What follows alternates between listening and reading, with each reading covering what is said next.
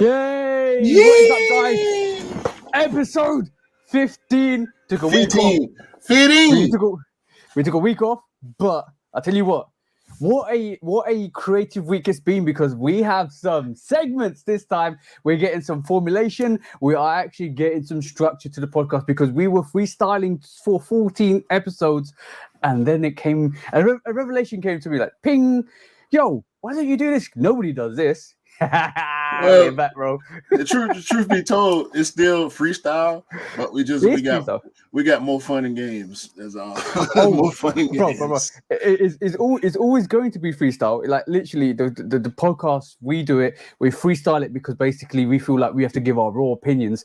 Because when we give our raw opinions, that's the truth, just a true opinion, and you can't just cover it up and say another thing when you read another thing. We want to be fair, consistent, and honest with each other. First of all, with each other, with ourselves, and with each other, and then with you guys. Because at the end of the day, if you're not honest, you'll get nowhere. Because if you have to honestly talk to yourself and say, well, if I was doing this, I would do it this way. So we talk about it. See what I'm saying? Yeah, I mean, I think that's because we both we freestyle our reviews too, and I feel like that's the best way to do this type of content. I mean, especially with a podcast, because it's conversation at the end of the day. But when you strip stuff, like I don't want to give my, even if I know what we're gonna talk about, or when I do reviews, I already looked at the shoe, which I try not to do, but with all these quality issues we've been having, you kind of got to look at it and find all the bullshit before you actually start recording. But when you do that, like you said, you're giving your fresh take. It's coming right 100%. Off the hip, right off the top of the dome, and it's unfiltered as possible. You know what I mean? And the thing with especially with our reviews, right? I look at the sneaker before I think, because I want to see it before I actually react to it on camera, because basically that gives me that, you know how you have a 3-course meal, you have the soup or appetizer, that just gives you a little taste, but when you go into the real meal, that's where the real deal is. So that's the reviews. So in terms of that, for myself personally, I feel like I will look at the sneaker, or I will look at it and I'll go freestyle. But then also, the most important thing is, a lot of people don't do this, is to check the histrionics behind what you're looking at, because sometimes it's more deeper than it is. So I'm saying, it's like a couple of reviews recently, the one that's coming out on Sunday, or when it came out on Sunday, which we're recording on Sunday because I was a bit confusing that way. But the one that's coming out on Sunday, bro, we always record in the past to the future. See what I'm saying? It's a bit confusing. Yeah. So the one that's coming out today, it's got a bit of history behind it. The one that's the passport dunks I did the review for, I actually looked up. And one thing about sneakers is, like a lot of people look at face value, but sometimes you got to look at the history behind it, and that builds such a beautiful profile of the sneaker. And you're like, whoa, damn! Like we pull out these Jordan what the fives, and like if people just, like an outsider would have a look at it and say, that's the yellow and red sneaker, we're mismatched sneakers, but an insider that knows the history will tell you there's 5 separate silhouettes or 6 separate silhouettes that make that sneaker up. And then you start counting, and all of a sudden, I think it's 7 actually. And you start counting, it's like bang, bang, bang, bang. Yo, this is dope. And all of a sudden, it's like reading the book and going to the ending and finding out what it's about. But sneakerheads will actually go to the start, read it all the way through, and understand the full dialect and dialogue of what it represents, and that's beautiful. That's the beautiful thing about it. But as Marcel keeps telling me, I always keep saying it's gorgeous. Like that's my favorite word, right? Yeah, it's gorgeous. Yeah, you'll go through the word gorgeous maybe 10-15 times in a video, and it's like it's I can tell it's innate, bro. It's like it's something that you can't control. It's just that it's gonna come out regardless. So, like, as far as descriptive words go, that's your one. I'm gonna freak people out one day when I don't mention it at all.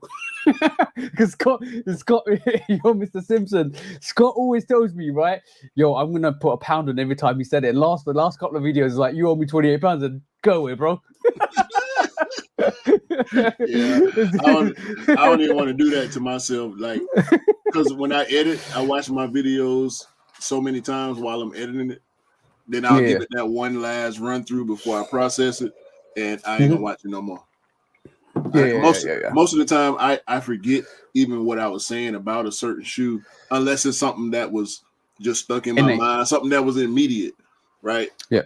Details, storytelling, all that matters is not always just a colorway. Sometimes it's just a colorway, but when there's a story to be told, you want to know that story to be able to give it to the people to help them understand why you have a certain appreciation for some things.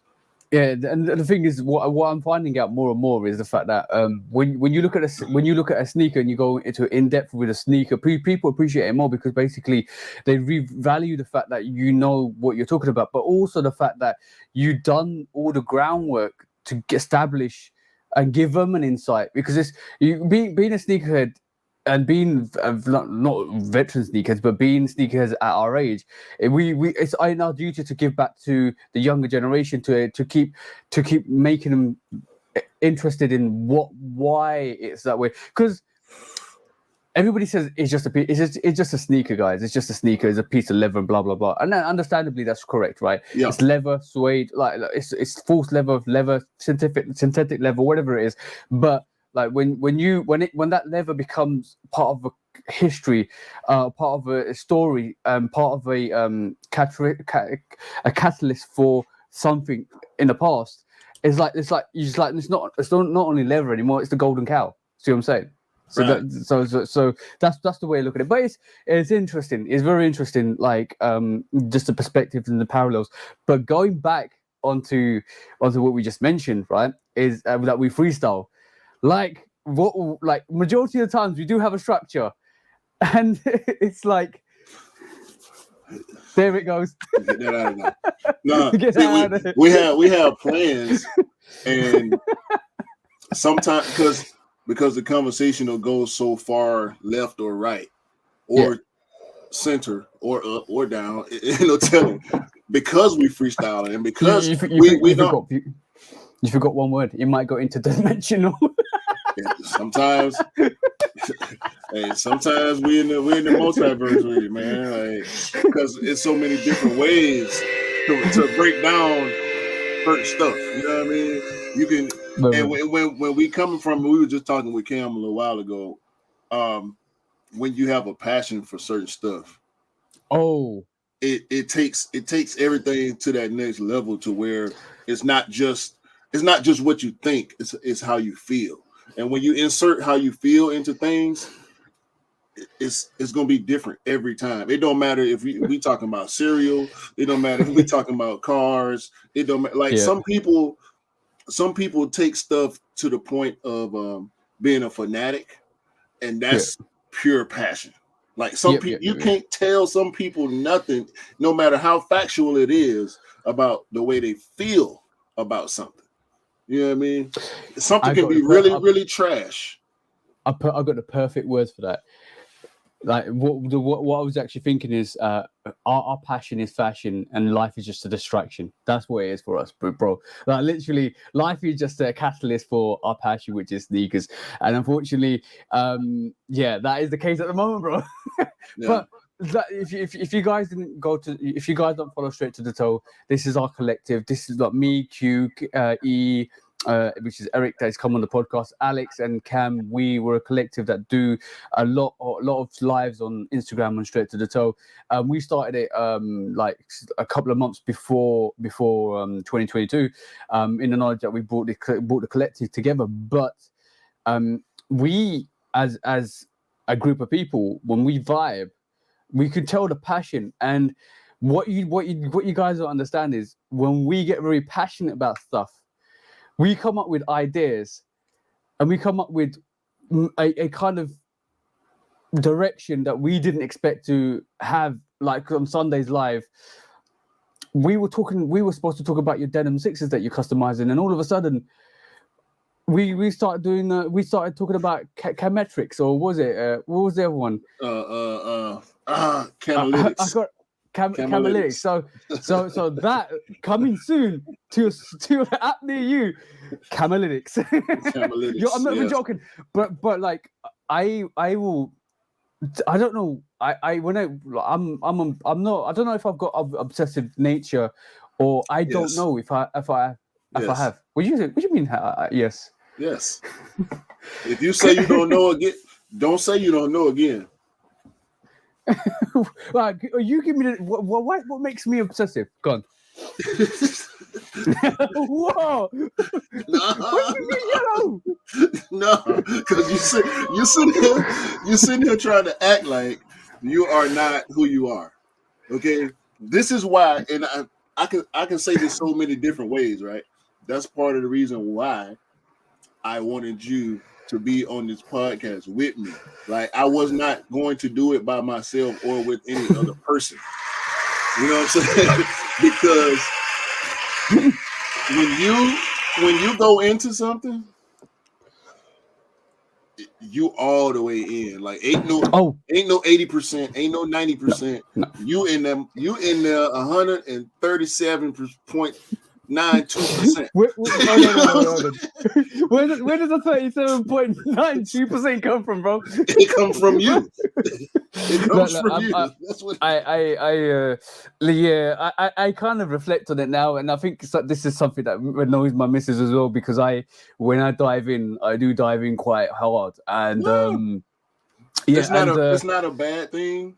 It's part of the reason why you are who you are in this space, and the reason that people, myself included, respect you, I feel like, is because you all the way in there with it.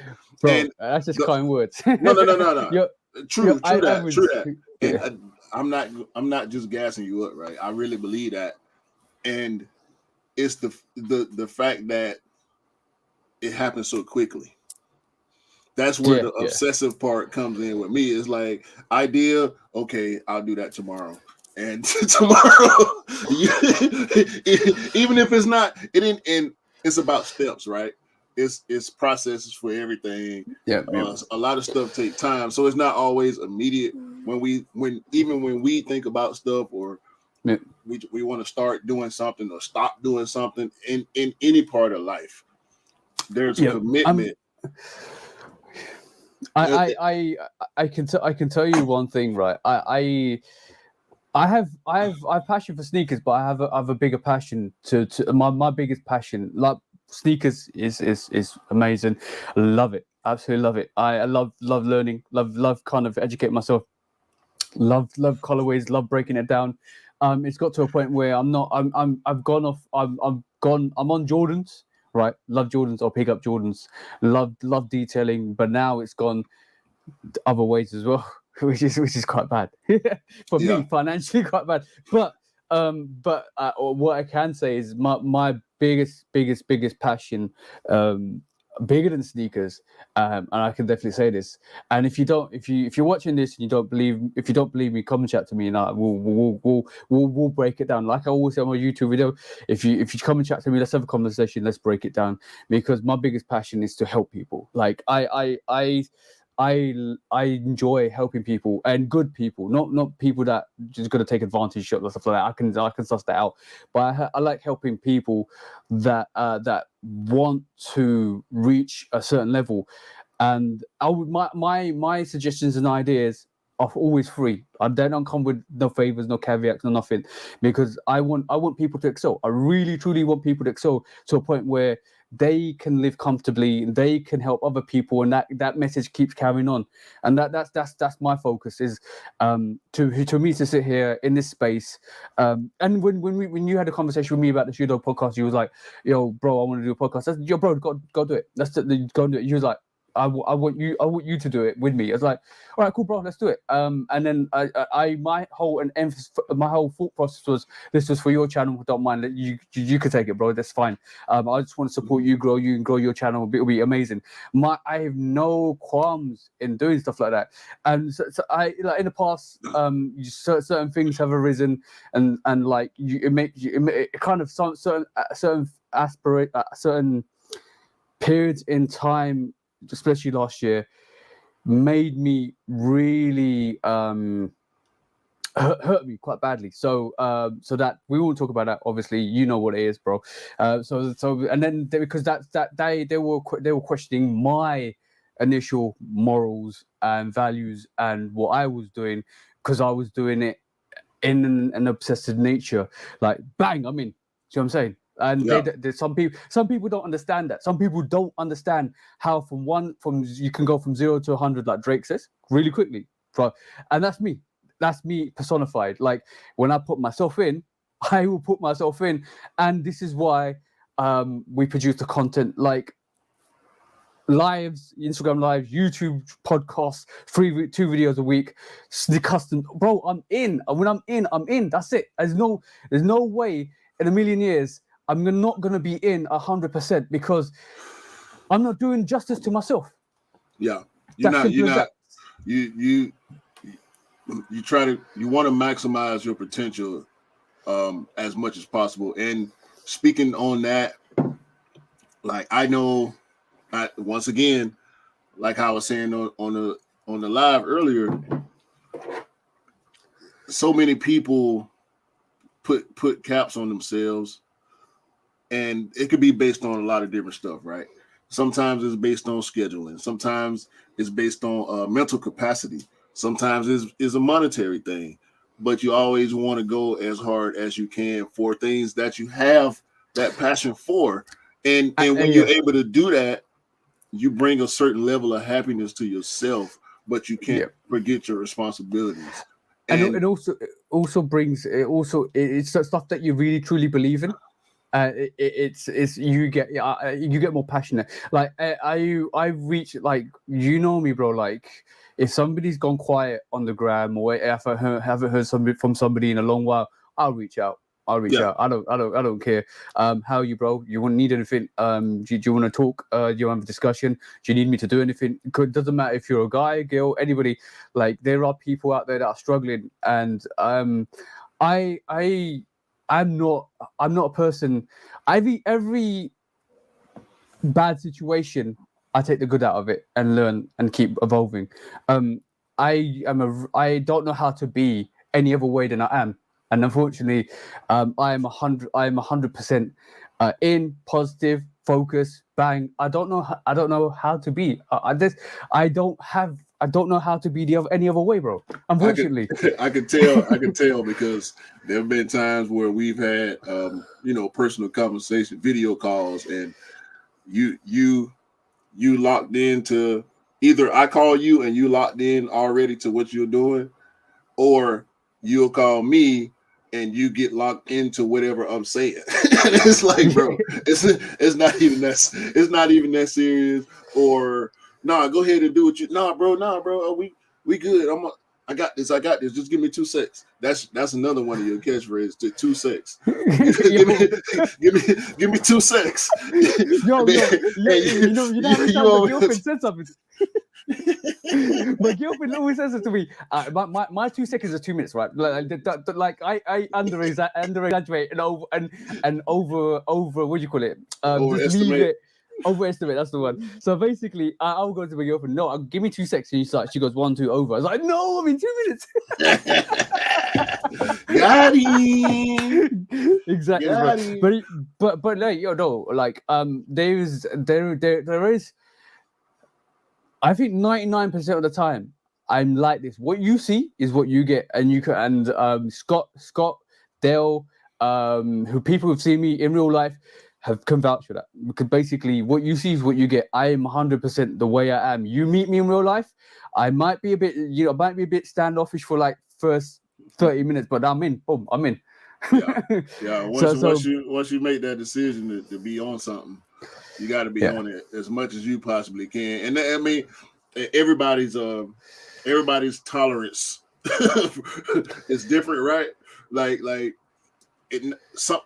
What's 100% for you might look like 80% for somebody else. You know what I'm saying? What's 30% for this that looks like 30% for this person over here is actually their 100%. Not everybody's output is the same.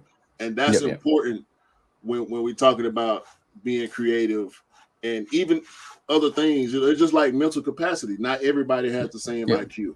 Some people are very smart, but they can't do math. Some people have great memories, but they don't read too well. So you know, I think so many differences. I think it's really important to at an early age to learn what your abilities are and what you're weak at, and then you work on your natural abilities and work on your weakness even harder. So that's definitely something I take back. And then I always say to myself, if you're in 100%. Otherwise, don't do it at all. Because like nobody wants to see your 90% or 80% or 70%. Some days you might be 90%, but then majority of the time, if you're going all in, you're all in. I believe like if you want to achieve great things, you need to be like that, like 100% in. And we're talking about this moment in time, bro. You already know I've got 5 projects lined up, right? For not talking about YouTube, not talking about Instagram, not even talking about Shoe Dog podcast. You because you're part of the group, you're privy to what's coming in the future, and we're talking about 1, 2, 3, 4, 5 years down the line, bro. There's huge things coming. This is just the start, and those huge things are gonna initiate even more bigger things for not just only us, but for people around us, and people that I believe like will need the help when the time comes, and that's is why. Yeah, you've often mentioned that to me, and it always makes me smile, but then it gives me a game face as well, because when you have that push, you know, when you have that, I know you're not super familiar with American football, but sometimes you at that 1 yard line, that 2 yard line, and you got one down to go. You down by 5 points. Game face time, bro.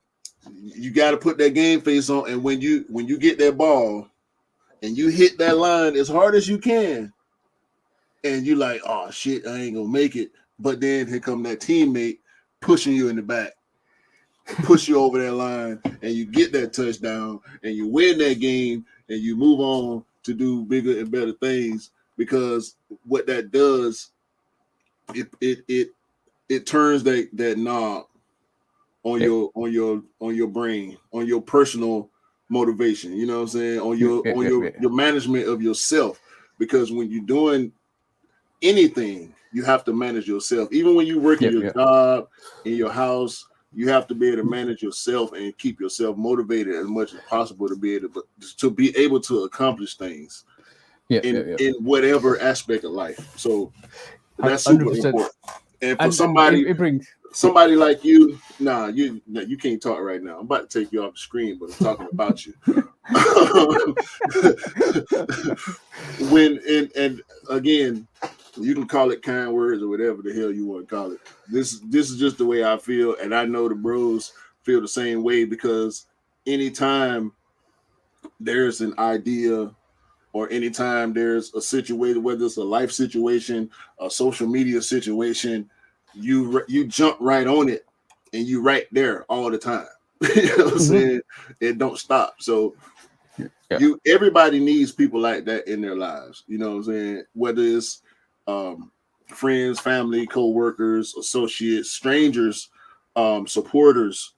When you have that, it keeps you motivated and it helps you push forward.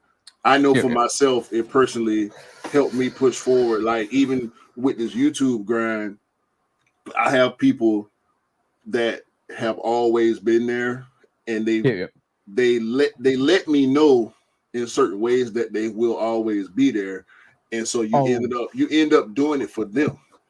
You know what I'm saying? And that keeps you going. I never watch numbers. I'm not the one. I don't like watching numbers or figures or stats or stuff like that. I will try and check the analytics when I can.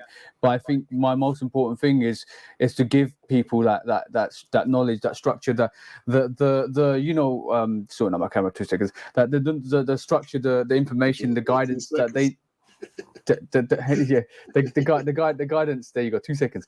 The guidance and everything. They need to kind of like just excel themselves. But like from my perspective, I don't do it. I don't do it for numbers. I just do it because I've a passion for it, and if something comes off it from YouTube, then so be it. But then my whole emphasis is to give back to the people, to give back, to help, to advise, to get, like, and this is why at the end of my reviews I talk about the retail, resale, cops, when to, no, when not to. So like it gives people a way to maneuver. And I do get questions from people like, oh, what about this? What do you think? And I'll give my honest opinion, and that's all I can do. But in retrospect, like look, bro, majority, like going through, like when I first started, majority of my videos weren't doing like 100, they all did like 20, 30, 40, 50. I just don't care. I just plug away. I'm collecting sneakers. Then let's talk about it. Like, let's talk about it. If numbers was gonna stop somebody, bro, I would have stopped 2 years ago. But yeah, we will be doing the Shoe Dog podcast. And we don't care, y'all Power Rangers out there. We see it. And I ain't supposed to be addressing that. But I ain't finna say nobody's name because I don't watch you. We don't copy nobody. We do what we do because we love to do it. And if we motivate somebody to want to do the same things or similar things, kudos to you. Much success. Yeah. I'm not watching. Okay. Oh, yeah. I'm not gonna watch. I'm not gonna watch it. I wish you the best though. But I think the biggest thing for me is the more of us that actually get into higher positions, and the more influence we have, the better it is for us as a community. Because basically, for every community in general, any community like in life, not even sneakers, needs a voice to be heard and to be kind of understood, and that's very important. So, like guys out there, you want to start something, do it with 100% of your effort. Please do it. Because basically, and if you need help, support, education, advice, we're here. Like literally, just reach out. We're here. No. We know that's not gonna happen, bro. We know that's not gonna happen. We do have certain people in the community that we know they have a mutual appreciation for what we do, and we appreciate what they do. But cool. We got some people out there, man, that they just want to suck your energy. They want to waste your time. They want to try to drag you as much as possible, but they'll drag you and they won't say your name. So it really don't matter. We know who we talking about. For those that we are talking about, y'all know we talking about y'all right now. You know what I'm saying? And I'm just here to say it don't matter. It really don't matter, bro. Because we gonna do what we do. Y'all do what y'all do. We stay out of each other's way. We ain't gotta bump heads, cross paths, or none of that. You know what I'm saying? This pond, because it is a pond, right? This sneaker culture, sneaker community pond that we are in is small enough. We don't need piranhas out here eating on each other. You know what I'm saying? Yeah, we can all exist in this pond. And if any of us make it to the ocean, great. Congratulations. Don't say my name. Stop biting. Stop being a Power Ranger. Just do your thing. We the Megazord over here. You know what I'm talking about? I'm gonna say one thing for sure. I can't lose because I'm already winning.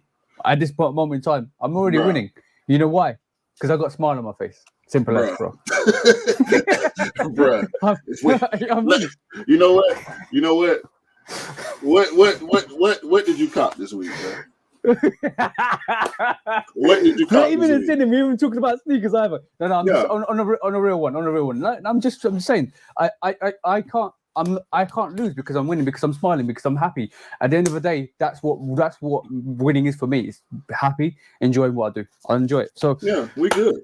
This week. 2 weeks. There's 2 weeks. People have seen the review, and this is actually for some reason doing loads of numbers, because all the sneakers in this range are doing numbers on YouTube. It is, damn son, Damn, son. Honeydew, nectar, tree nectar, bee nectar, whatever nectar you want is coming to you with this honeydew. Bruh. I like the gray. I just can't dig that. What is that? Velvet? Lavender? Oh, you mean the salt? The salt Yeah, I can't do that. I need to send you a proper picture because I think the camera's lighting up for a different thing. But it's the iridescent on that mid pounder. That shit is just bruh. For those that can't see right now, we're talking about the Air Trainer 1 SP Honeydew, which is the third release from the pack. You do now have the whole pack. Pac-Man. Shout out to Scott again. Yo, I like it, but I don't like it more. Now I like this one more than the coriander, but I like the smoke gray better than the both. So it would go smoke gray, honeydew, coriander for me. Oh yeah, I'm not gonna give you mine because I'm gonna give you that when I do a review for all three, and I'm gonna give you not the review, but I'll give you my top three of these. But this honeydew. You know what they need to do? You know what they need to do? They need to make a red one. Oh, bro, look at that iridescence, bro. It goes look. If you guys are listening to this, it literally is a spectrum of the rainbow. Red. I'm gonna get green, blue, purple, bro. You can't really see the blue. That now you can see the blue on the lateral side better for some reason. There go that blue right now. Bro. That's the color. That's dope. That's the color. You know what? And you know what? This is why I love sneakers and every little detail behind them, because basically when you get sneakers like this, look, I'm going to tell you, with this Air Trainer 1 SP, I call it the tribal pack because it's got tribal, tribal 3M. But look, I'm going to, as soon as I take it away from the screen and the light hits it, look at the tribal pack just like bang in your face, bro. It's crazy. It's lit the whole time. Like you can't hold that shoe up because you got your light on and that 3M not pop. It's impossible. And I actually saw somebody last night with those on feet. I think it was that shoe. But if you see somebody wearing that shoe at night, and you're gonna be like, "Holy fuck, I missed out." Shit, that's a situation. Yo, I guarantee. I'm gonna tell you guys. I guarantee. I'm getting hyped. I guarantee this in a year or two when it's disappeared. Yeah, it's a wrap. Don't. It's a wrap. FOMO will be the situation. FOMO will be the case. 187 that cop because you know what? And I'm with you saying that, I'm still not mad that I didn't pull it because I could have had all three if I wanted. Yeah. They're sitting. But let's just be honest. The coriander sold out here, but it restocked shortly after, and if I'm not mistaken, the smoke gray and the honeydew are still available right now. Yeah. You may not be. You might have to cop it from overseas, but they are definitely available if in certain sizes. Because a lot of the bigger sizes and the smaller sizes sold out. I think a lot of young people are interested in that shoe, and OGs, but you don't see that shoe on feet as much right now. Yeah. In a year or two, like you said, when the price does what it does, it doubles down. That's what it's gonna do. It's gonna double down. Trust me, bro. If you see somebody with that shoe, and I want to segue quickly. I saw a guy. I had on my purple violet Gatorades yesterday, and Hold on. Let's give you a round of applause for that one, bro. That was a dope little reel. That was a reel. Did you make it? You made it into a reel, didn't you? I did, and I didn't intend on doing a reel. I just recorded the video. I'm like, let me do my own foot for the day because I got out early in the morning yesterday. So I said, let me go ahead and do this. And when I posted it, I meant to post it to my story, but I posted it as a reel. So I was like, oh well, I'll just let it live. And then I turned around and did the story right after I posted the reel. But I'm in Walmart actually, and I love these type of interactions, right? When you know you're in the presence of another sneakerhead. This man had on the Cement 10s, which came out in 2019, I think, either late 2018 or early 2019. You know what shoe I'm talking about? Did you pull it up for the audience? It was The Cement keep talking. I'll pull Jordan it up. 10. You keep talking. I'll put it up. Don't worry. So when I saw him, me and my wife went shopping, and I see the guy coming down the aisle. Right. Matter of fact, I got it right here. Let me share my screen. So we walking down the aisle, and I see the guy, and I see, because I love this shoe, right? I love this shoe. I wanted the shoe, but I wasn't buying as much as I do now when this shoe came out. So I let it go. And I didn't want to pay the resale, right? I still want this shoe because I'm one of the few people in the community that actually likes 10s. We'll say that me and King Rod, we actually like 10s. So man, I'm looking at his shoes, and he in there with his sons. He got his two sons. One of them had on the triple white Air Force Ones. His other son had on a pair of Dunks, I think. But I locked in on his shoe. And as he approached, I stepped back so him and his family could walk by because I was looking. Yeah. And he goes, excuse me, bro. And he said, I like those, man. I got the orange pair. I wanted to tell him I got all four. I didn't want to flex on him, right?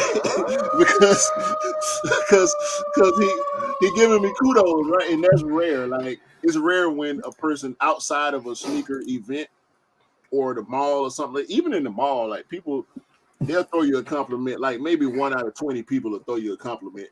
They looking and they thinking, but they're not gonna open their mouth. The guy says, I like those. I got the orange ones.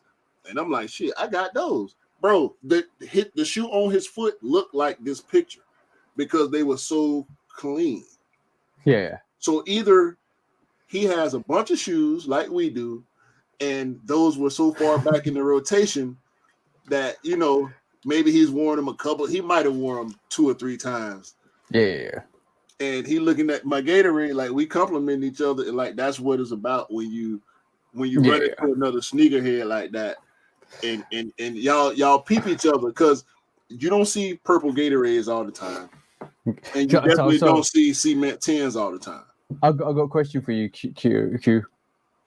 How tempted were you to flex on him? Slightly. How slightly out of 100%? How much were you?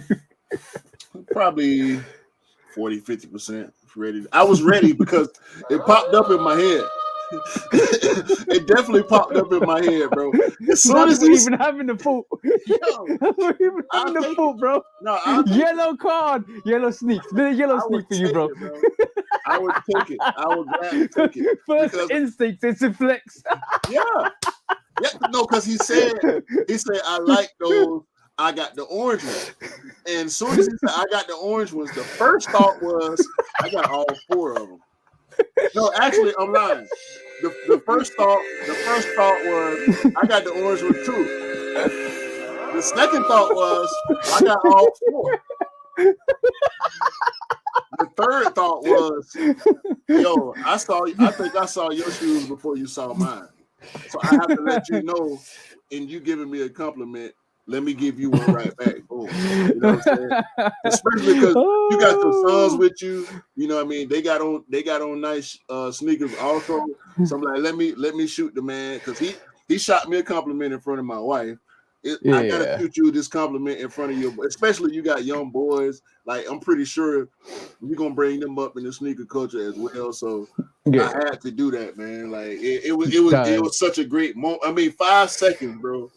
5 seconds of the 16, 18 hours that I was awake yesterday. Yeah. And it's like that was one of the best interaction. Yeah. That was one of the caps to a very good day that I had yesterday. Yeah, that's awesome. That literally is what it's all about, bro. But also I've had the same thing, but I'm not joking. It was with these what the five. Basically, I was in the shopping mall, and I've been wearing them every like for the last 2-3 hours, walking around, going to shops, and obviously people see you got mismatched sneakers. They don't understand it, but they see it like, okay, well, wow. Yeah.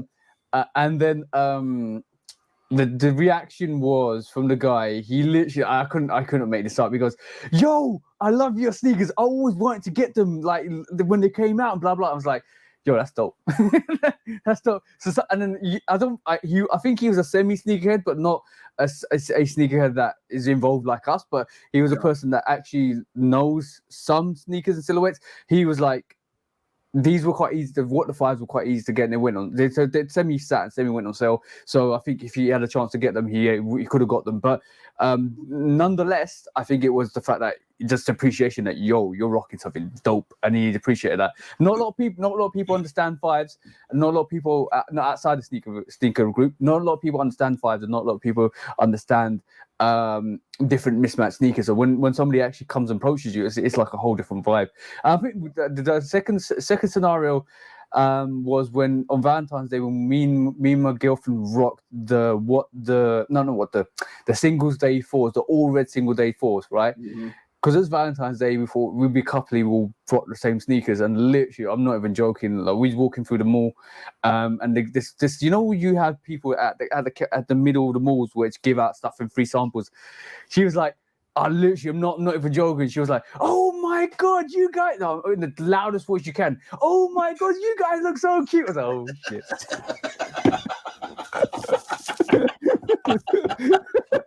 Yeah. Duck and dive. You talking about embarrassing? You gonna put me on blast like that? Yeah. Exactly, that's what I'm saying.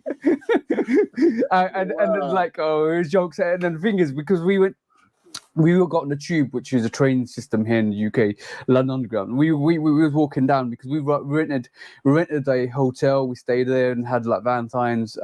We went out for dinner on Valentine's, and literally going to the train station. Literally, guys, and nobody sees an all red sneaker, right? This was years back. Nobody really sees an all red sneaker, and they're like, you just get people like, "Oh, love your sneakers," like, and then where'd you get that from? It's awkward, but it's nice to hear because it's like, "Yo, okay, cool. This is where you get it from. This is where blah blah blah." It opens up a dialect, and it kind of opens up a conversation with people that you won't normally if you didn't wear what you wore. See what I'm saying? Right. It's kind of cool. It's kind of cool. I think it's cool, especially if it comes from a good place.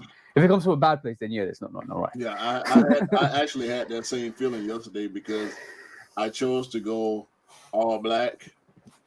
I had the black Nike fleece shorts with actually this hat, which I'm kind of pissed because I lost the fucking pin on my hat. Really? Like, yeah. I might be able to find it. Maybe it's in my car or something like that. But I know I lost it yesterday morning at some point because my wife found the back of the pin. But that's besides the point.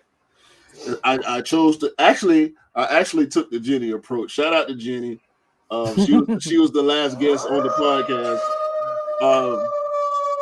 I went all black with I had on this shirt because it's got the purple, and I put the Gatorades on, and I'm thinking it was a couple times throughout the day I thought to myself, how many all purple shoes are there? Not many. There's the alternate great fives. Yeah. And I thought about putting those on because I actually bought this shirt for that shoe, but it goes with the Gatorades also. So I went ahead and went with the Gatorades for the rest of the day. And my wife, after that situation in Walmart, my wife said to me, "I've seen people looking, but this was the first person to say something."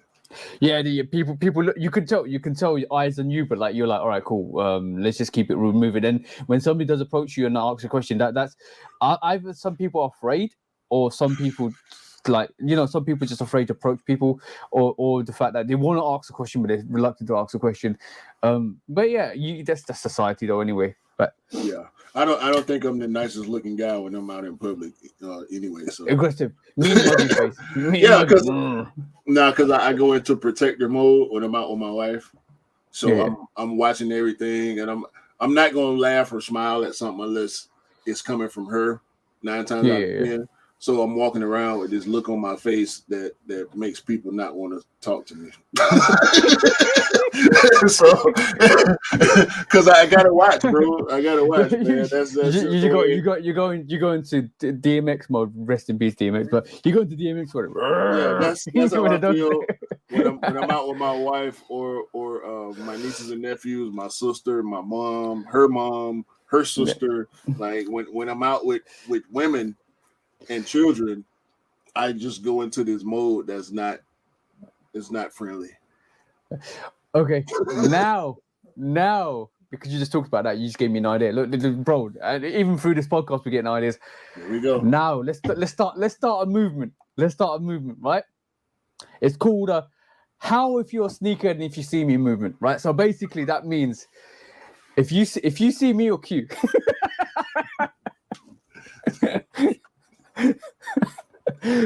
Or we need to get a t-shirt with this, bro. So if you see me or Q on the street, and we'll definitely need to get a t-shirt. And it's gonna say on our back of our t-shirts or front of our t-shirts, he's gonna say how if you like sneakers. And that's the movement. Like the kick note on the back of a you know, kick me please, right? It's gonna be like how if you see or how if you love sneakers. That's what it's gonna be. And then every time you hear that, you're like, all right, cool. Where's that shoe dog? All right. No more ideas. No more ideas on this show. We gotta save them. Yeah, oh, bro, I am always full of ideas. You know me already. Like they come to me sporadically, and I just have to share them. But second pickup in the last 2 weeks is in this box. I've not done the review for this. I'm going to leave my review on reservation because it's going to be reserved for the video. But I can share something with you. I already know. It's the Air Trainer 1 Midnight Navy, bro. Look at that booty shot, bro. Bro, you just on a trainer binge right now. Yeah, pretty much. You picked up what 5 pairs of trainers in the past 2 months. Yo, the materials on this is great. Yo, this with the chlorophylls. Dope. Both of them are dope sneakers. I'm just waiting. I'm just hoping that everybody keeps sleeping. Why they sleep in their bed? It's midnight. They're all like in their REM dreams, and literally, and they're not waking up until like 5 o'clock in the morning. And when it is 5 o'clock in the morning, the sneakers are on discount, and then I'll go and pick up another pair, which I can wear to the gym. For sure. Got to reserve the retail pair, then get the sale pair to wear to the gym pairs. You know what I'm saying? So it is I'm still sitting here, and I'm still really grateful that Mr. Miller. A shout out to Mr. Miller. He actually put me on to the chlorophylls, not the chlorophylls, the corianders, and I haven't looked back since because I knew Air Trainer 1s. I didn't know the history. I didn't know anything much about them because my main focus was Jordan, or Yeezy.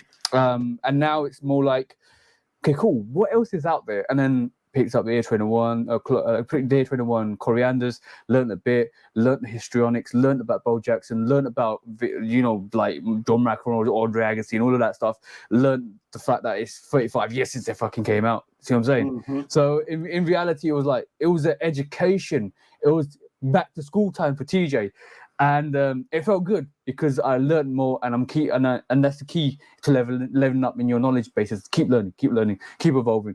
And there's one more thing coming that you're not going to be happy with. Next week, you'll find out.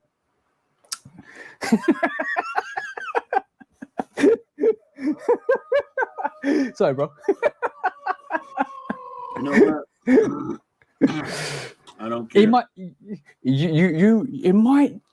might just copy it. I don't care. I don't care because I got some work. coming down the pipe. You hear me? Work. Don't worry about it. So In my opinion, I ain't caught nothing. Because so I was supposed to cop the Sapphire 7s for one of the bros, shout out 99. I was supposed to cop a pair of those for him, but unfortunately I was on a plane when the release happened. And when I landed, I saw that the sneaker was sitting. Yeah. As 7s tend to do. So I just texted him. I called him. I didn't send a link. I would have normally sent the link, but since it was still release day, it was maybe an hour and a half after release. It was a 2-hour flight. Yeah. We took off 30 minutes before the release and landed an hour and a half after the release.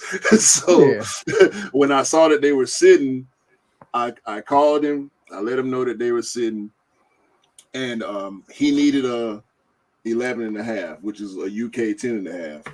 Yeah. They only had 11. So he chose not to cop those and actually cop. I want to remember so badly what he said he copped, but I can't remember. But he went and copped something else that he wanted instead of copping those because he couldn't get the proper size. Anybody that owns Jordan 7s knows you have to have your true size in Jordan 7. If you're a wide footer, you have to go up. You have to go up half a size, or your pinky toe will die while you're wearing that shoe. You know what I mean? That's Jordan 7s, bro, will murder your pinky toe. Like, and it's crazy because my wife is a wide footer, and her favorite Jordan is a Jordan 7 because of the booty that comes in that Huarache feel. You know what I'm saying? Like Prestos, Huaraches, ACGs. A lot of ACGs got the booty, and the Jordan 7 has that booty because they all came out around the same time, which makes Jordan 7s more comfortable than a lot of Jordan retros. But you have to have your true size. Right. Exactly. If you don't, your pinky will suffer. Your pinky toe will suffer. I think Ray Allen was. I got the Ray Allen 7s. It's gorgeous sneaker. And I think I got that true to size, and it fit really well. Like the Jordan 7s really fit really well. But yeah, definitely dope. 7s are dope. Like I can't wait for more. Bro, you know the 7s. If they come correct, if they come correct with the 7s. No, we got 7s. We ain't gonna talk about it no more. Yeah, right? yeah. until we see him. Until we see him on the calendar. We waiting on. I know I'm waiting on 2. I'm waiting on 3 pairs of 7s this year because it is the 30th anniversary of the Jordan 7. It is the second shoe that he won a championship in. So 7s, like I love 7s. I got 4 pairs of 7s right now in my collection. I don't love every colorway, but I do love the silhouette itself, especially the OGs and some of the some of the new colorways from years back. Yeah. Yo, I'm gonna say this, right? The Greater Chinas. Bro. No, 5. I got 5. I just remind you of the Greater Chinas, didn't I? Yeah. I forget I have that shoe sometimes. I forget I have that shoe sometimes because it's not something that I'm gonna wear too often because I really want to preserve that I don't even know what you call it, like that, the etching or the top layer with the dragon and all that. Oh yeah, like, yeah. Oh, you mean the weave, the woven material, like No, not even that. Just the dragon. Oh, you mean the vinyl on the dragon vinyl on it? Yeah. That's yo. And you know what? One thing about that sneaker, like that sneaker itself, the Chinese writing at the tongue says Michael Jordan, right? The back panel is actually a 9 for his Olympic number. The Mandarin. And the dragon has 2 heads, front and back. Like it's the 2-headed dragon. And let's not even talk about the motifs on the media side, bro. No, we ain't got to talk about that. we ain't no conversation to be had. Like, bro, that's no. And we talk about this shoe pretty often on the podcast, right? Like, I mean, as far as certain shoes that we gonna talk about extensively, like, I don't even want to talk about that shoe no more, bro. Yeah, exactly. If people don't like it, so fucking what? That shoe is you can't dope, touch it, bro. You can't touch it. You can't touch that sneaker. You can't touch it. Trust me. They go in the dark. They go like, oh man.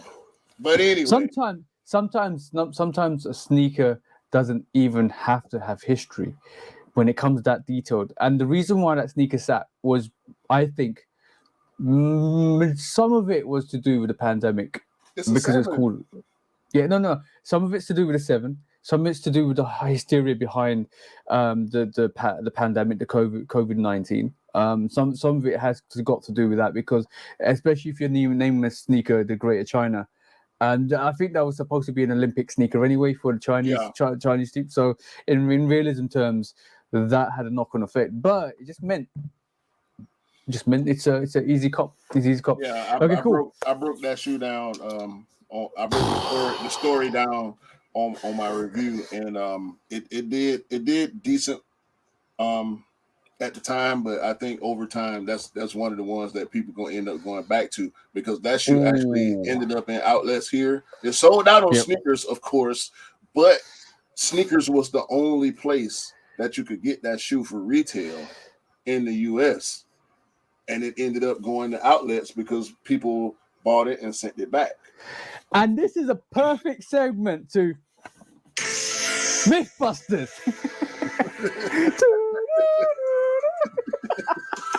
Mythbusters, one of the new segments that we're doing.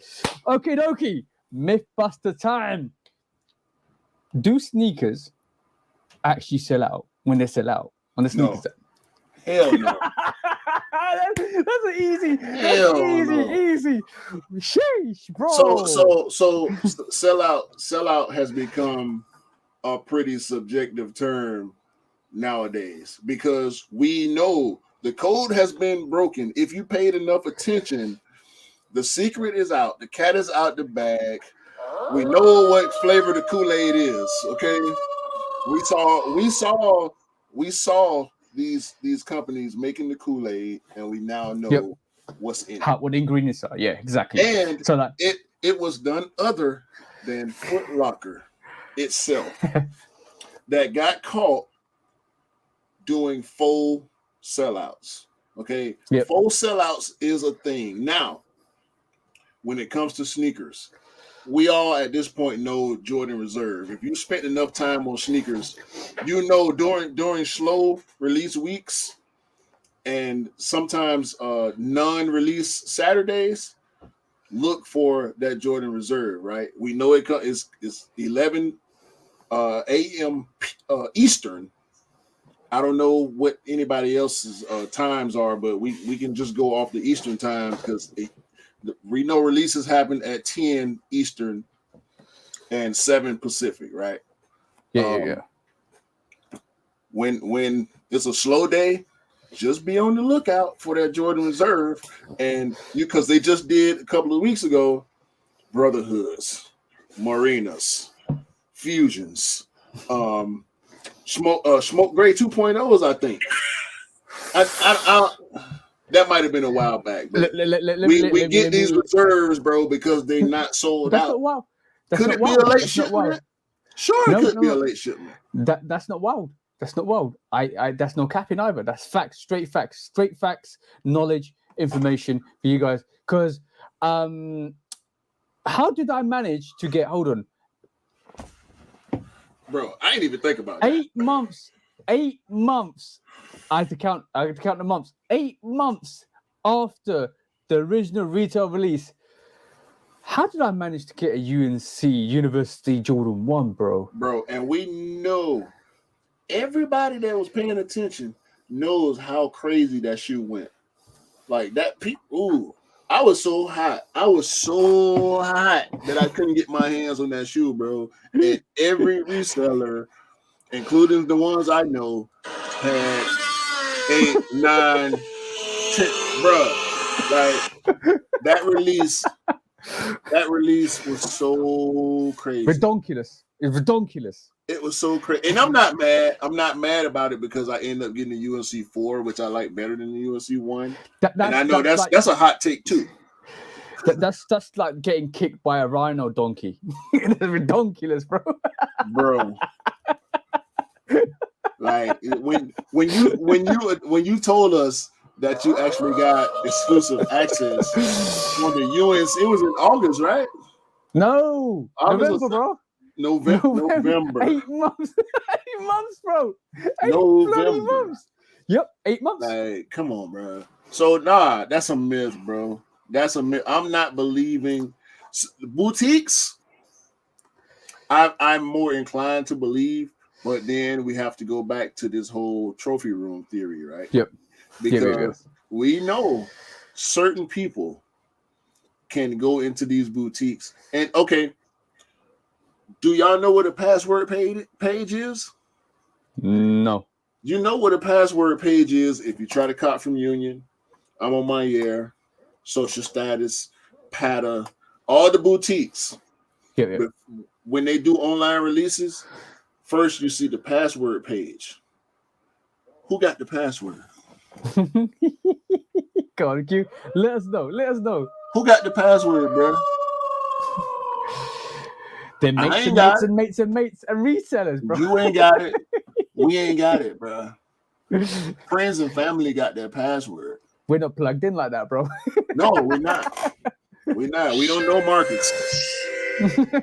We don't know Marcus. So we don't know Marcus. When that password page go up, just know that there are sneakers being purchased. I was gonna say something that's gonna get me a red card. Say what you got to say, man. Marcus, I was gonna say, Marcus, please, I want to be your friend.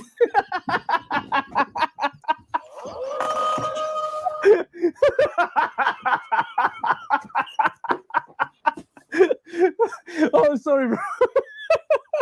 I told you it's gonna give me a red card. Oh shit! Yeah, man. All right, so MythBusters, do sneakers sell out? No, they don't. And if you missed the release, I always leave it in the spectrum of if it's meant to be, it will be. If it's not meant to be, it won't be. So if something's meant to be, it will arrive to you whatever way, however way it will come to you. Be it through early access, exclusive access, through a drop. If it's meant to be, it will be. Otherwise, just don't worry. It's not worth it. We get a sneaker release every week, and we get a sneaker release every month, and there's always going to be something that you like that you might be able to pick out. And this is, like we always keep saying, this is why we help people, is because if we can help people, we help you. But if it's meant to be, we're meant to be. I walked away from March and I didn't even think about the university one. I didn't even blink an eyelid. I was like, if I haven't got it, allow it. It doesn't matter. Yeah. It was meant to be. It was meant to be. And it came around, and then another 7 exclusive accesses came around. Yo, I only get exclusive access on yellow shoes. So, I know it's that, bro. You told me about that, bro. Yeah, I got the 3 times I got exclusive access. That's because you called somebody Yellow Belly, bro. That was way before.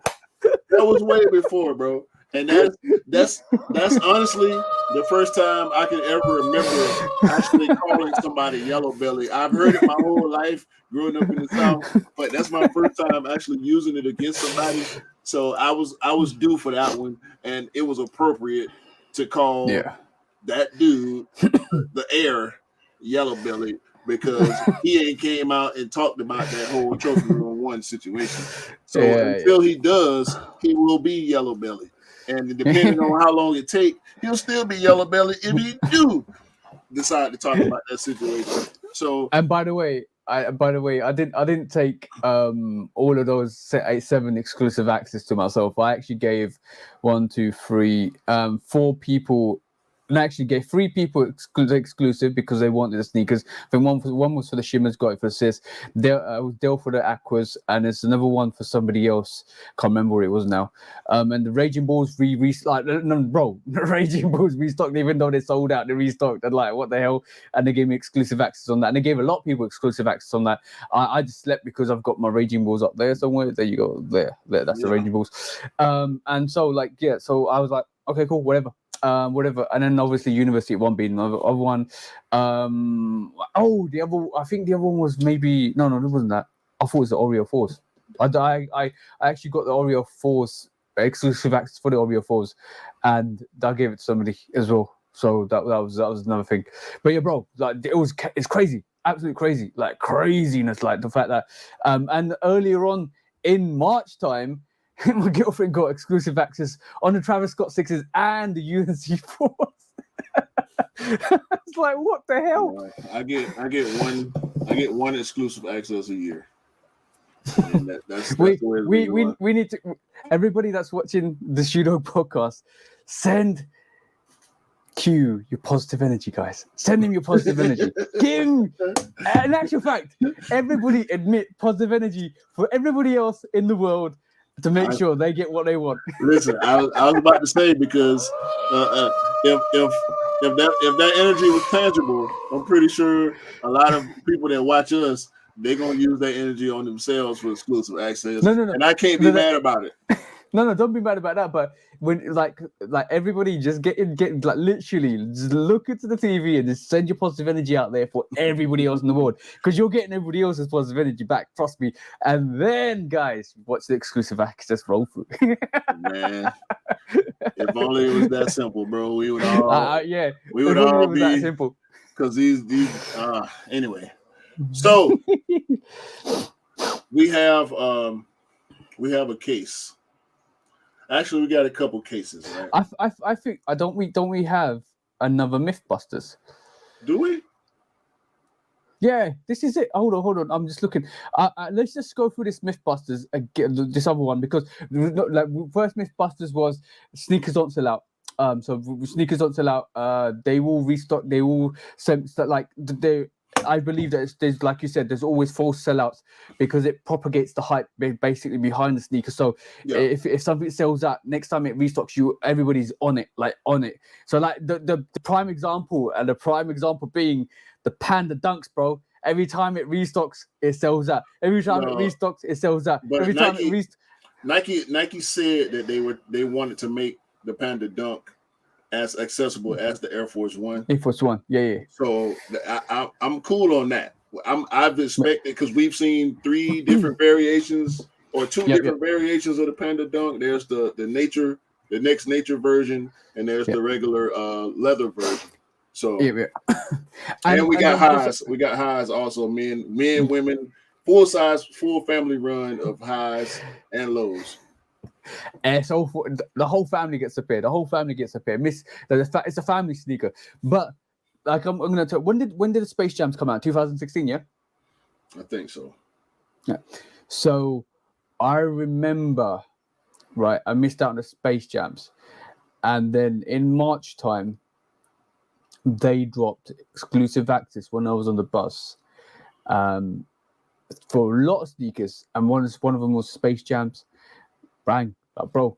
Like, I think they did the chameleon ones as well, and they drop the Space Jams. Bang, there you go. Hey, and I managed to cut from that thing. So nothing sells out.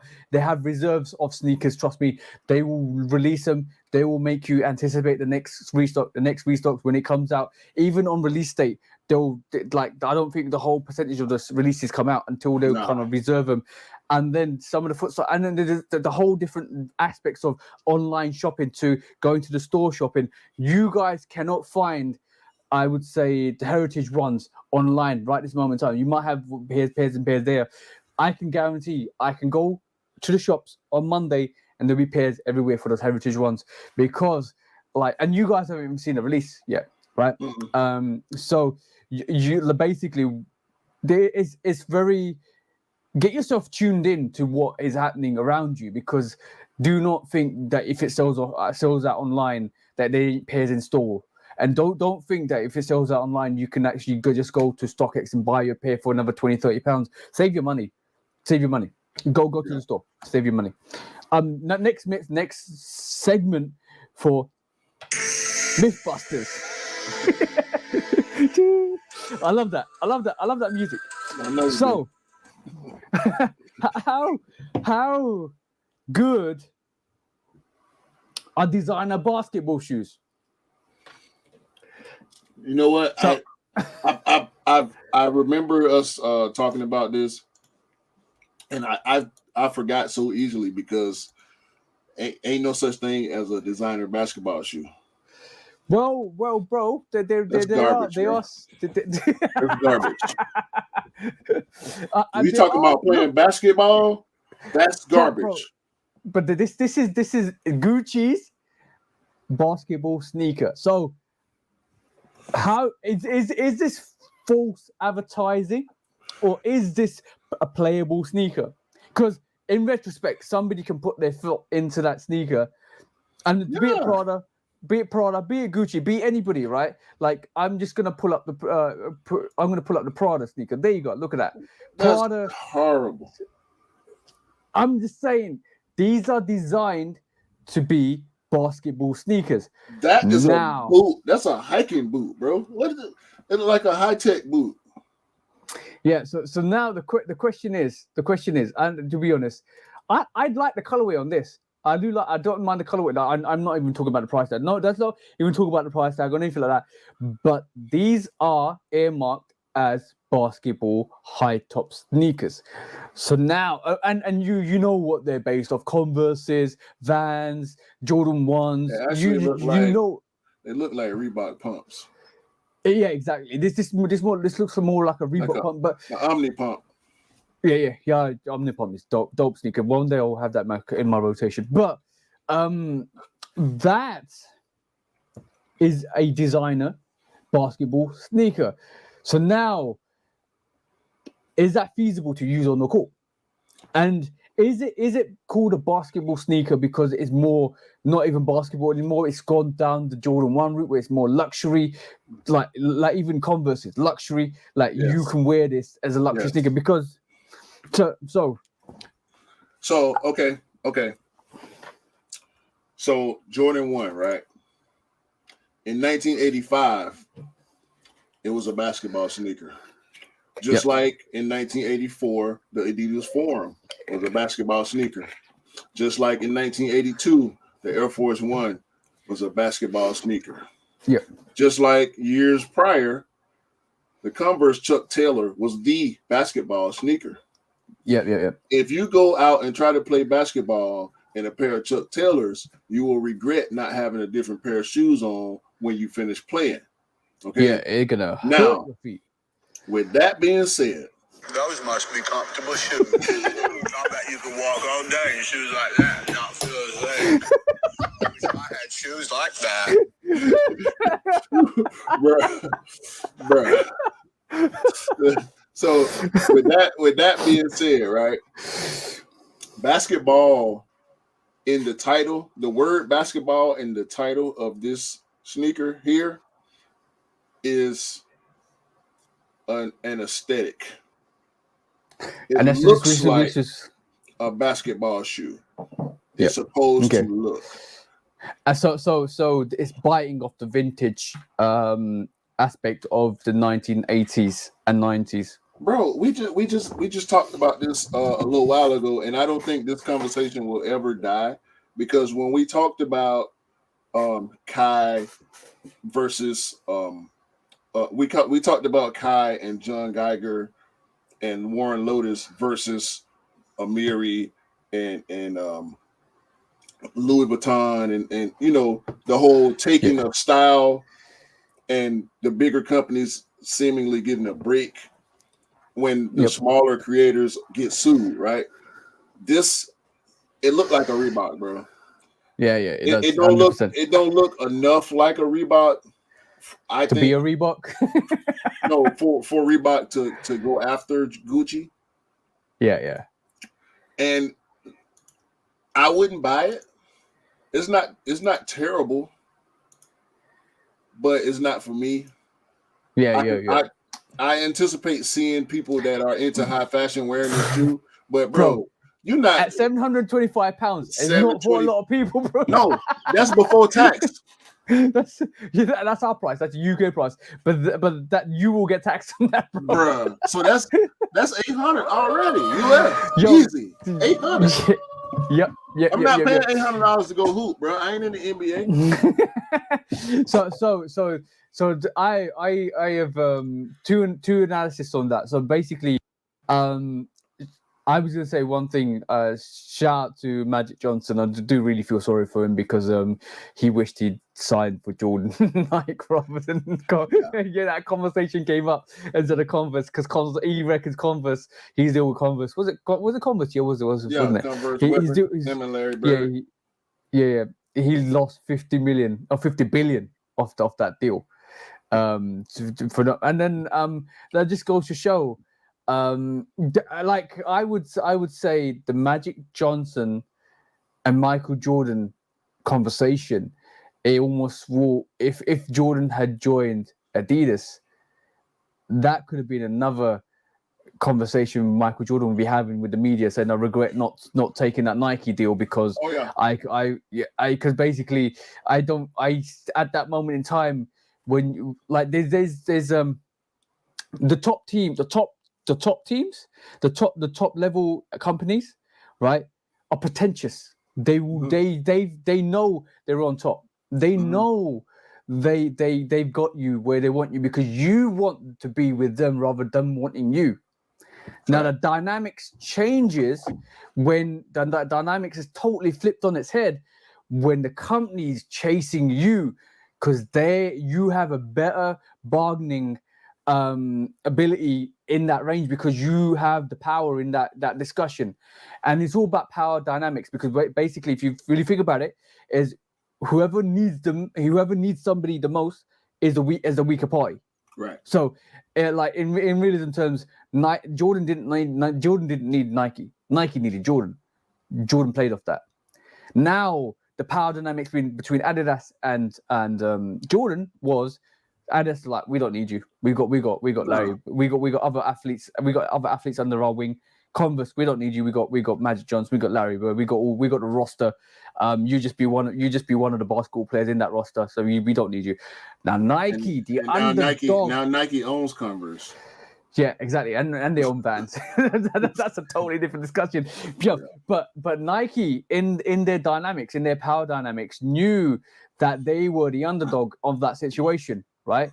Yeah, they were the underdog, yeah, and they scouted Jordan, right, to sign him, and this is why I believe the movie that they're gonna do for Michael Jordan signing for Nike, right? It's gonna be interesting because I like to see how it fruitions out. I can't wait, bro. I can't wait. This is and the fact that is Matt Damon and Ben Affleck playing the roles of whoever. I hopefully not one of them is gonna play Tinker. Probably no. It's gonna be Phil Knight. One of them is gonna be Phil Knight. One of them is gonna be the scout. I can't remember his name now. That actually went and like I can't remember his name, but I know he had an instrumental part in kind of scouting Jordan at a very early age when he was in his high school career. So basically, he saw Jordan come through, and he kind of said tonight. He said to Phil Knight, "You need this guy. You need this guy. We'll do whatever you can to get this guy." I know the story quite well, and they had discussion. And Phil Knight Phil Knight was convinced to a point where he didn't want to offer Jordan what he got at the end because it was due to the scout that Jordan got his deal. It's got nothing to do with when Jordan developed the shoes with Tinker, or that Jordan 3 after the Jordan 2 and all of that stuff. No, it's got nothing to do with that. It's the pinnacle of how Nike acquired Michael Jordan. I need a Tinker cameo though. Yo, that'd be dope. But I said it in the sneaker news. There's only one person that can play that role. No.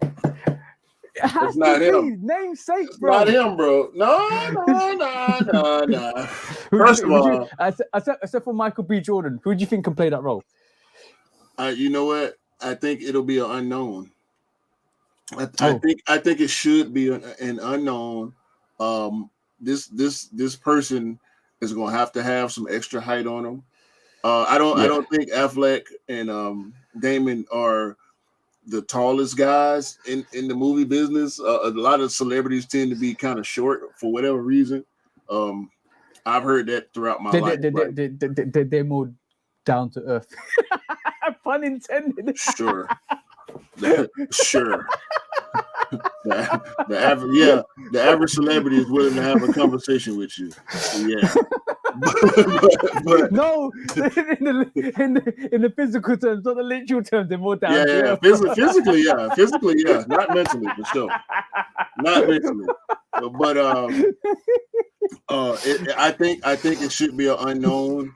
I think it should be somebody that is associated with basketball, whether he's a player, a former player, aspiring player, college player, high school player. You mean what Ray Allen did to like the He Got Game movie? Exactly.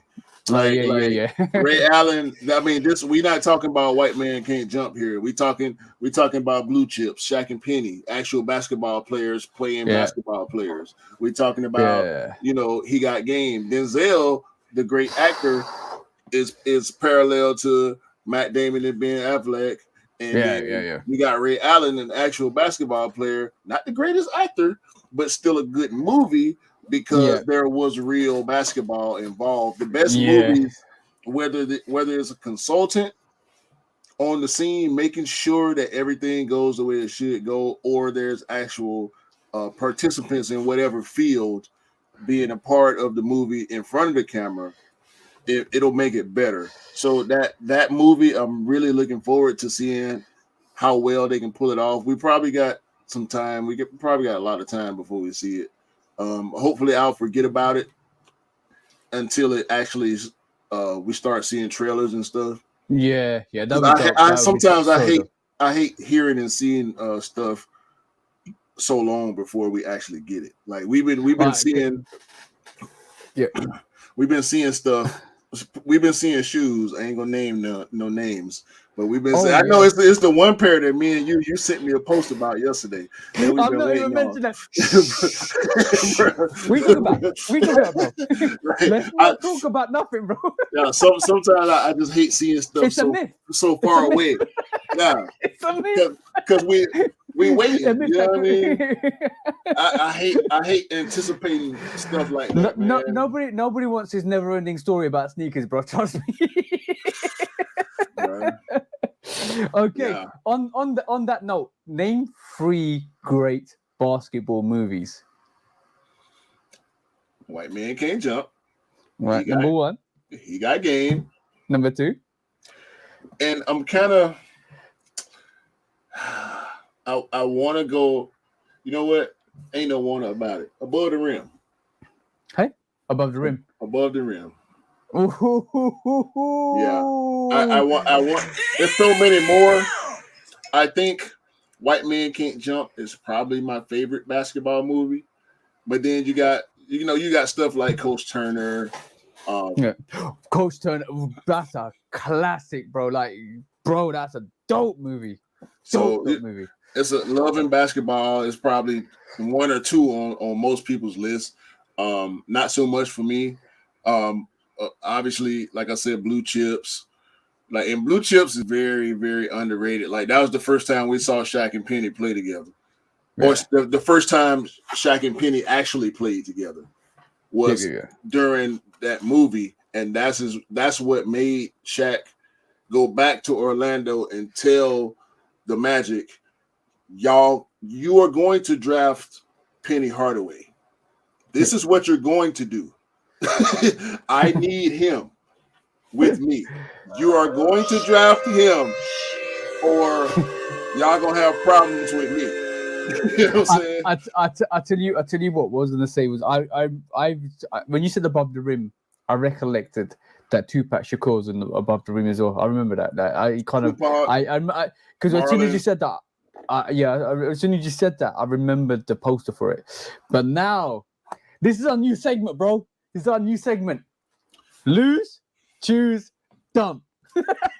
You just said 3 movies there, bro. So this is our new segment. Now, this segment is you lose it means you're okay to lose it. Like if it comes back in about a couple of years, that's fine. You're okay to lose it. Choose is you're keeping that religiously. You're not ever going to have that. You are sleeping in bed with that right next to your chest, right next to your heart. That's it. That is done. You are never going to get rid of that. And dump is, in a harsh way, is you could throw it in the bin and burn it. Okay, so 3 movies, right? 3 choices. Lose, choose, dump. Now you got White Man Can't Jump. You got Game, and Above the Rim. Difficult decisions, bro. Difficult decisions. God, I leave that to you, bro.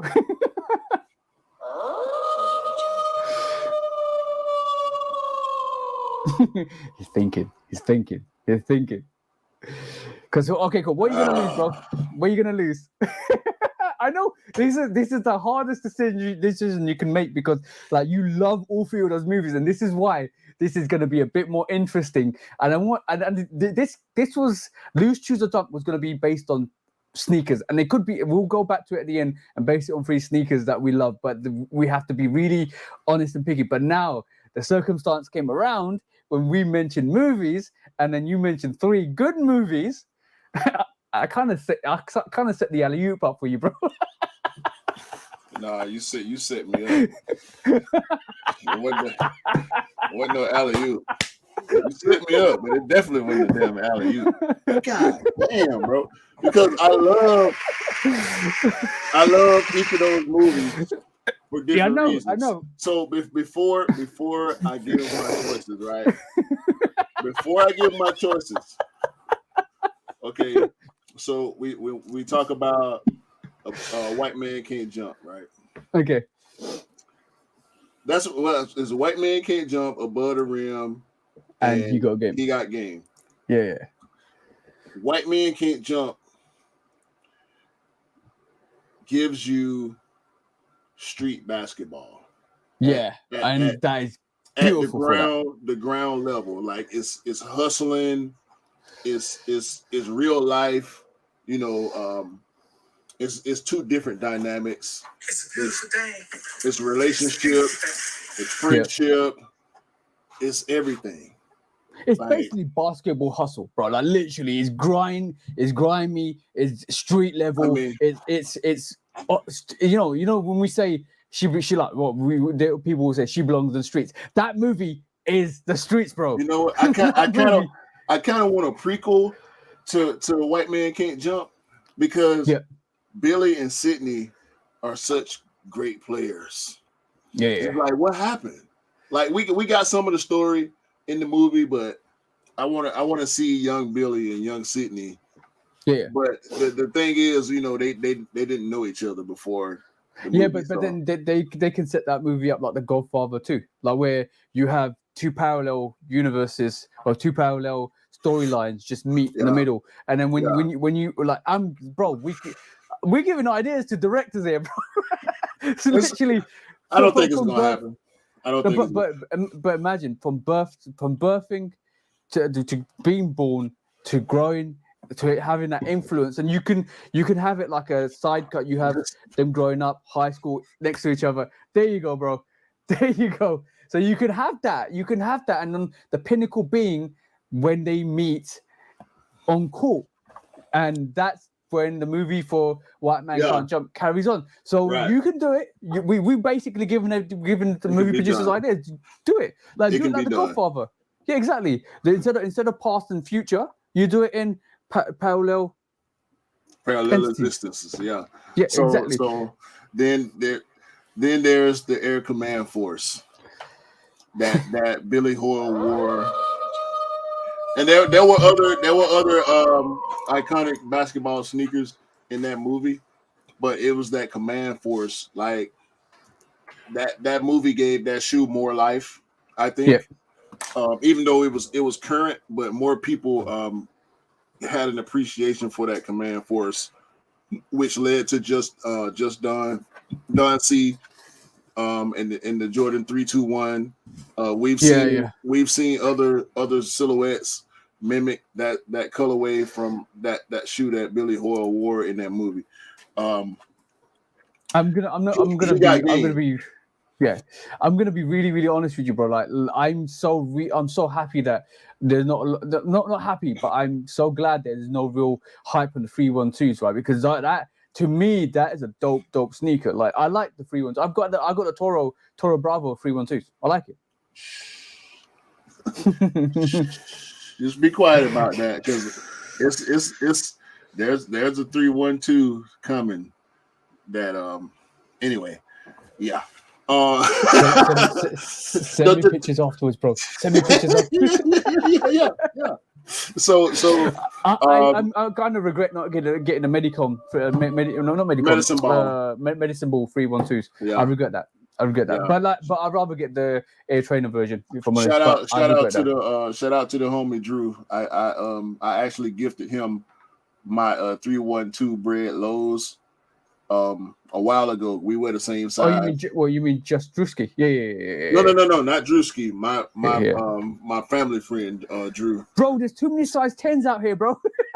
and Drew is a big supporter of everything that I've done and am doing. So I know that Drew knows who you are. You don't know who he is, but he knows who you are, and he supports us both. So shout out to Drew. Shout out to the bro. So shout out to anybody that's watching this and actually following us. It doesn't matter. Like, you're the reason why we're doing this, pretty much. Yeah. So the he got game. Like, that movie gave that OG Jordan 13 a name, right? I mean, it's Denzel. You make me feel like pulling it out now. It's Ray Allen. I mean, Jesus. Like, that's a top 5 for me. That he got game Jordan 13 is a top 5, and I mean, you can't. What can you say about? It's one of the greatest shoes of all time, and it's tied to one of the greatest movies of all time. So, with all that being said, I'm dumping above the rim. What? I'm dumping above the rim. So you literally are getting above the rim, the movie, the film, the original spiral for that movie, grabbing it, dumping it in the bin, putting some liquid flame over it. I don't want to, but that's the choice I've been given. At this point in my life, because I've always been a hip hop person. Like, I wave the hip hop flag proudly. Even though I'm a sneakerhead, hip hop was my first love. So being that Tupac was in that movie, and I love Tupac. I'm a big Tupac fan. The soundtrack for that movie was awesome. Yep. But as it pertains to this conversation on the Shoe Dog podcast, because I don't remember any sneakers from above the rim. So that's a good tactic. I know they're there. I know they're there. I know for a fact there are sneakers in that movie that we love to this day, more than likely. But I gotta dump it. Oh, I gotta dump it. Okay, cool. And I have to choose He Got Game as the key, the choose. That's my choice. Ooh, I choose He Got Game because of that Jordan 13. I don't have any command forces in that movie. Is not going to make me want the command force. I like the command force, but I don't need it. I didn't need it like I needed that He Got Game in my collection. My collection would be less than if I did not have the Jordan 13 He Got Game. And it's Jesus. Like, the man's name was Jesus Shuttlesworth. Like, Jesus Shuttlesworth. Like, who can shout out to whoever named that character Jesus Shuttlesworth. So let's put a reflection on this choice. So you are dumping above the rim, logistically wise, because you can't remember the sneakers out of it. You're losing the white man can't jump because you feel he got a game Trumps literally trumps it because it made the He Got Game 13s popular. But caveat, White Man Can't Jump is a better movie, in my opinion, than He Got Game. Yeah, but just in my opinion. Shout out Rosie Perez, man. but like, good God. Shout out Rosie Perez. But I'm gonna say, like, do you remember that iconic scene in He Got Game when Denzel Washington's sitting there, he just opens up that sneaker box and just pulls out that 30. Yo, bro. I remember watching that movie before I even got the sneaker. I was like, bruh. Damn, son. Bruh. Damn. That's what I figured. Yeah. It's the new Air Jordan. Yeah, you talking about? So I'm glad we showcased two of our new segments, which was Mythbusters, which we kind of did before our break, like one week break, because we did it with before. I think episode 13 that we did it, and then a new segment is Lose, Choose or Dump. And I'm enjoying this because it's making you it'll put me in the spot and it'll put you in the spot, because then it gives us right justifications, because in a sneaker platform you actually kind of decipher that really well in terms of picking the movie that you thought had the best representation and the most iconic sneaker in it, and he got Game 13s. Like, you can't knock that sneaker, bro. Like that. If you guys ain't 13 fans, I'll definitely recommend you go and check that He Got Game out, He Got Game 13 out, or even the movie out if you haven't seen it, and tell me you don't desire that He Got Game 13. I'm dare you to tell me that, bro. I can't trust a person that don't like He Got Game 13s. I just don't trust you. Yo, it's so bad, right, that I got the Obsidian 13s because I like the He Got Game 13s. Yeah, it's the UNC. It's the UNC version. That Obsidian 13 is the UNC version of the He Got Game 13. And it's actually not the He Got Game 13, but the movie did so well and did so much for that silhouette. They called it the He Got Game 13s. Exactly. We did that. We did that as a community. And so we put the name on it, and then Nike and Jordan ran with it. But that He Got Game 13, damn, nobody can tell me that sneaker is not it. Nobody in this world. Like, I love 13, so I can objectify other people not liking the 13. Like, okay, cool, that's fine. You guys don't like 13s. I like 13s. I pick up 13s. I wear 13s. But nobody in this whole platform can tell me that He Got Game 13s are not dope, bro. I will have a discussion with you. But you ain't never gonna change my mind. Nah, it's bro. It's anyway. If you, like I said, if you don't like that shoe, I don't trust you, bro. I can't. And you have to listen. I'm not talking about wanting to have it, because I like a lot of stuff that I don't want to have. I'm talking about acknowledging the fact that this is one of the dopest sneakers to ever exist. That black, the white, the red, the cat's eye, the suede midsole. Suede midsole? Are you fucking serious? Yeah. What? Come on, bro. I'm gonna. Oh, you know what? Let me just break this 13 down for you. Like, I have such a massive appreciation for 13s, right? Like, tell me another sneaker. Tinker's renowned for this, and good on him, because like he revolutionized the game. Let's put it through his career. He designed a sneaker based on the Ferrari. He designed a sneaker based on the P51 Mustang. He designed a sneaker based on a Panther paw. Yeah. But, and tell me another sneaker that. Yep.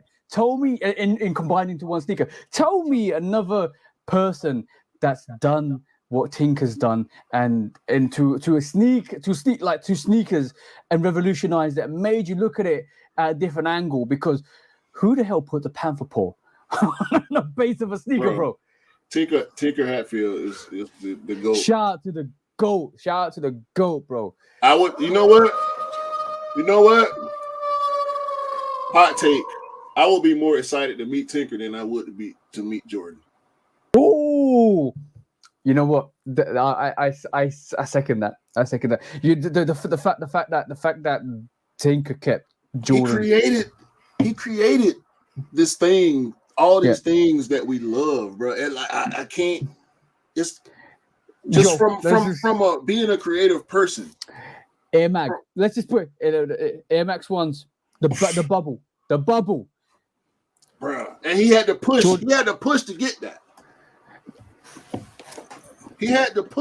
that. Like, bro, like we would not that right there, that air, that visible air. He had to fight to get. I read about the Air Trainer 1. Did you know reason why I love this sneaker, the Air Trainer 1, even more and more, the more I pick them up. Have you seen the Swiss? The Air Trainer 1 can be used for any sport. You know how much criticism. Yeah, it's cross trainer. You know how much criticism Tinker got for designing this? Hella. Because he got told, you take it away from the basketball range, you take it away from the running range, you take it away from the tennis range, you take it away from other sneakers. Iconic, bro. The Air Trainer 1. Iconic. And it's 12 a.m. Everybody's sleeping. It's still not 5 a.m. And I don't care because I'm still picking them up. Tinker Hatfield is one of the greatest creators. I mean, Tinker. What do we get? We got Tinker. We got Virgil. We got. These guys out here are thinking 10 years ahead of everybody, bro. Not even 10 years, 15 years ahead of everybody. Like, and this is why, with due respect, I agree with you. I would love to. Let's just put it this way: it's been the trifecta from the start. Since the Jordan 3, it's been the trifecta for Nike: Tinker, Jordan, and Phil Knight. Yeah, that's been a trifecta. If it wasn't for these guys, we will not be in the situation we are today with sneaker culture. I'll tell you what, if you don't like he got game 13s, you take this with you. Take this with you. I got my version now. Thank you, Q. If you don't like he got game 13s, you take this book. All right, and you put it in your back pocket, and we gonna jump in the river or something. Okay. We got a bit too passionate there. Nah, bro. That ain't no two about that. There's no too passionate, and ain't no two ways about that. If you don't like that he got game 13, you need to reevaluate your life. That's all. Okay. Now you know what time it's. You know what time it is, bro.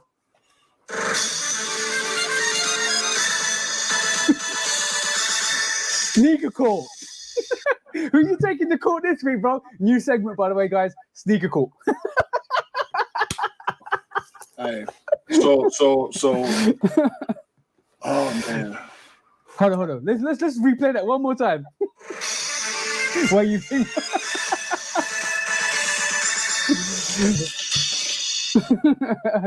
Okay, cool. This is the case of Nike don't want my money.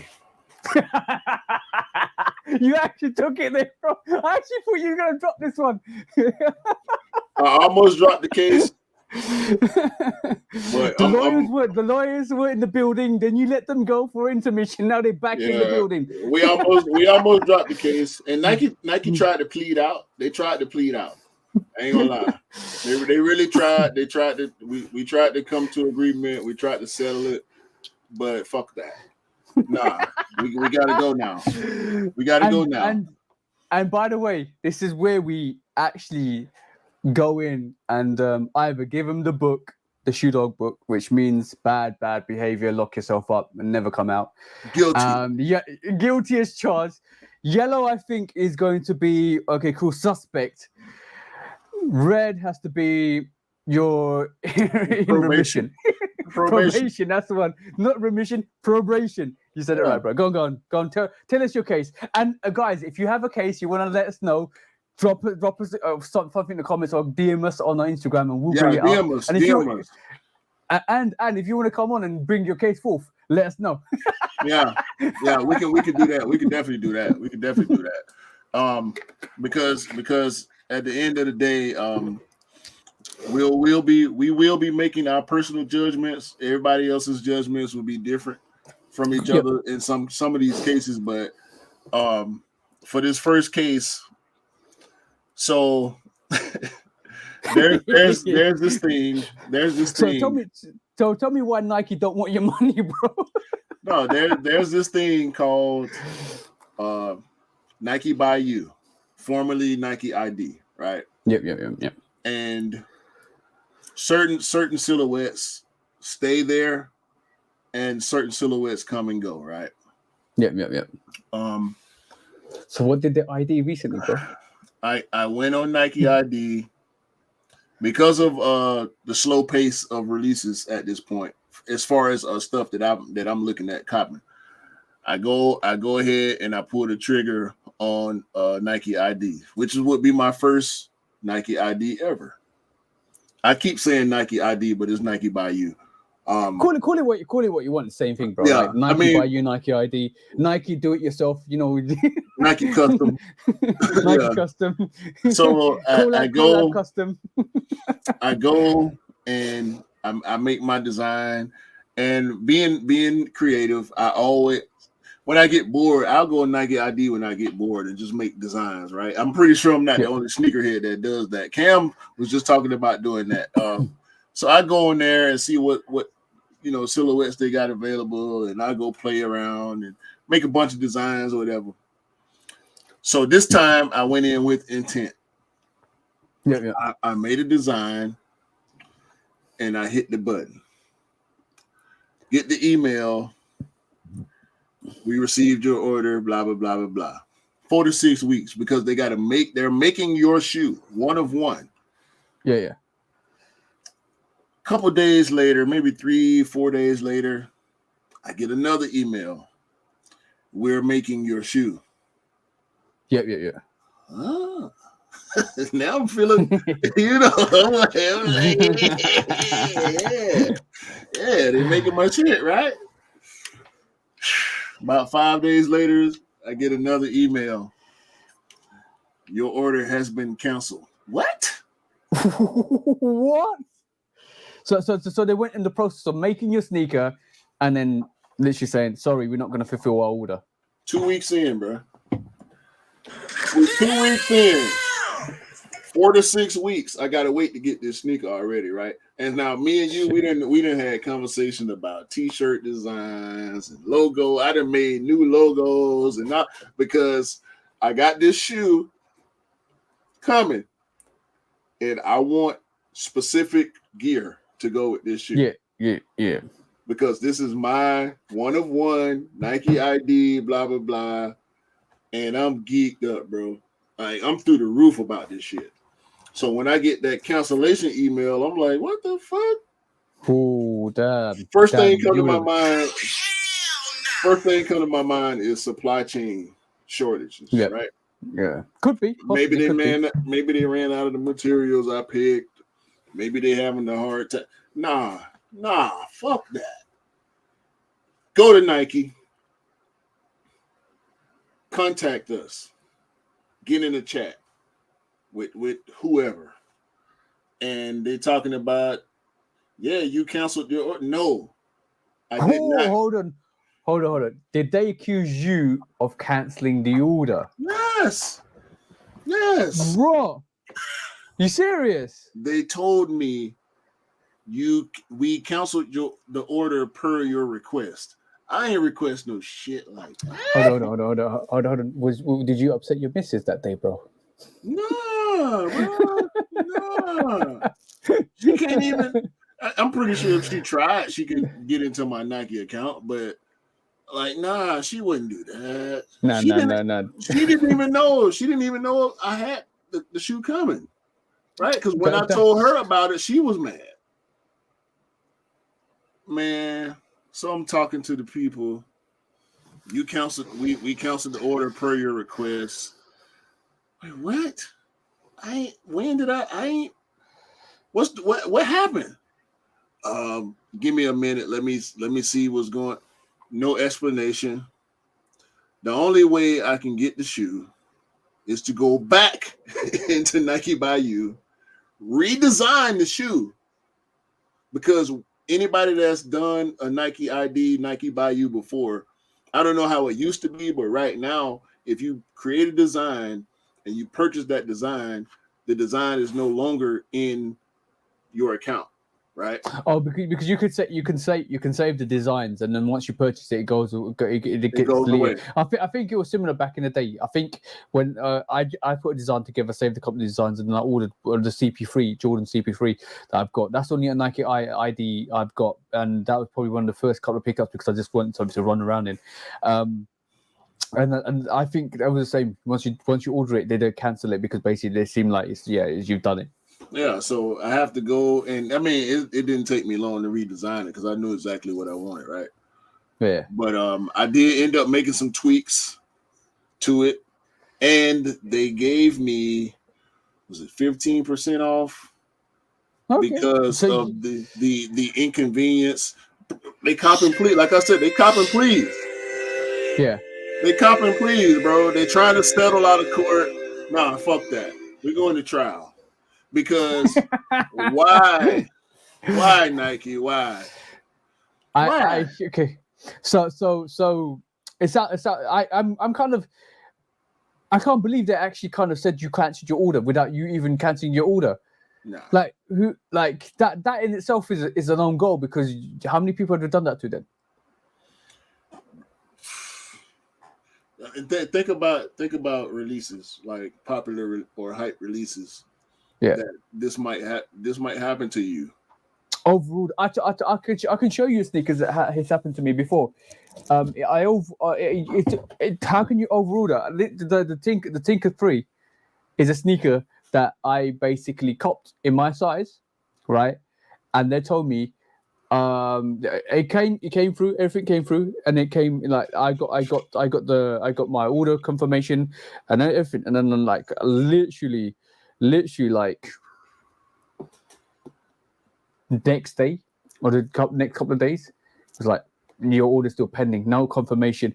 And then it went through, and then after that it was like, oh sorry, we can't fulfill your order, sorry, we have to cancel it. Like, what are you talking about? You took my money, you confirmed it, and now you don't want to give me my sneaker. And then they kind of like to apologize, and then like 2-3 days later they came back and said, oh sorry, we made a mistake and here's your sneaker, and they sent me a sneaker. So like I totally understand what you're talking about, bro. So how can you mess that up, bro? And so what's going to happen? What is going to happen to the shoe that I originally designed? Are they going to stop making it in the middle of production because the order got canceled, or are they going to finish it in a different way? Are they going to finish it the exact same way, send it to an outlet maybe in a country closer to the factory just to get it out of there, and it's going to have my name on it? It's going to have my name on it. When they print the tag out and slap that tag on that white Nike ID box, it's going to have my name on it, but I ain't going to get that shoe. I'm going to get the alternate version of that shoe. They might as well give me a fucking design contract. Like, imagine if you got both your sneakers 2 for 1. I'll take it. Then we'll have to reverse the decision. But right now, the decision is guilty. Guilty. Stop canceling the orders, Nike. We want your sneakers. Take our money. We want to give it to you. My money now. Take it. God damn it. Because, God. I mean, I can go get sneakers from other places, right? But I can't get Nike IDs from other places. Yeah, exactly. I'm always gonna say what E always says is, it's like literally the company that you like. do you have to kind of plead them to take your money? They don't want it. Yeah. We love the products and we hate the business. Yeah, but how we got into a situation where we are now pleading a company to take our money? when is that? When has that ever been a business tactic? Oh, that's genius level, bro. That's genius level. You literally repeat. Big companies actually want your business. Nike's out here thinking, I don't need your business. Nah, I don't want your money. I want the resellers' money. Nah, You ain't wrong there, bro. I don't want your money. I want this influencer's money. You ain't wrong there, bro. Sheesh. That was an intense case, bro. But it's not over there. It's not over yet. We have another one, bro. Another one. Case number 2. Another one. So I okay. It might be 3 cases on this one, but like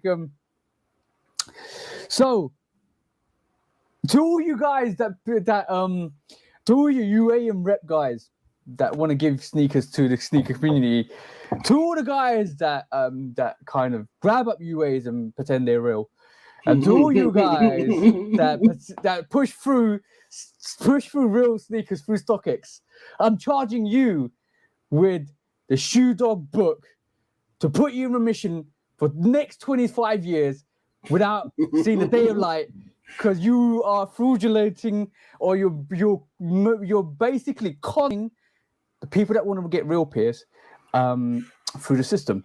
So let's talk about that, bro. Let's talk about that. So a lot of these Power Rangers out here. The fact you called it Power Rangers, bro.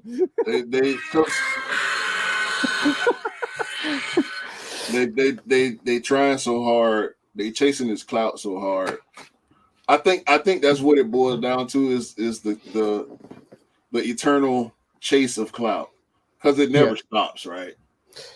It don't stop. Once you start chasing clout, bro, and you get your mind in that mode of everything that I do has to be about chasing clout. You're stuck. Yep. You're stuck. People probably think we're clout chasing, potentially, but I can't see it, because everything I do is to help people. Like even my Monday morning sneaker tag that I do the reels for, that I basically showcase what I'm wearing for the day and you got a week to respond.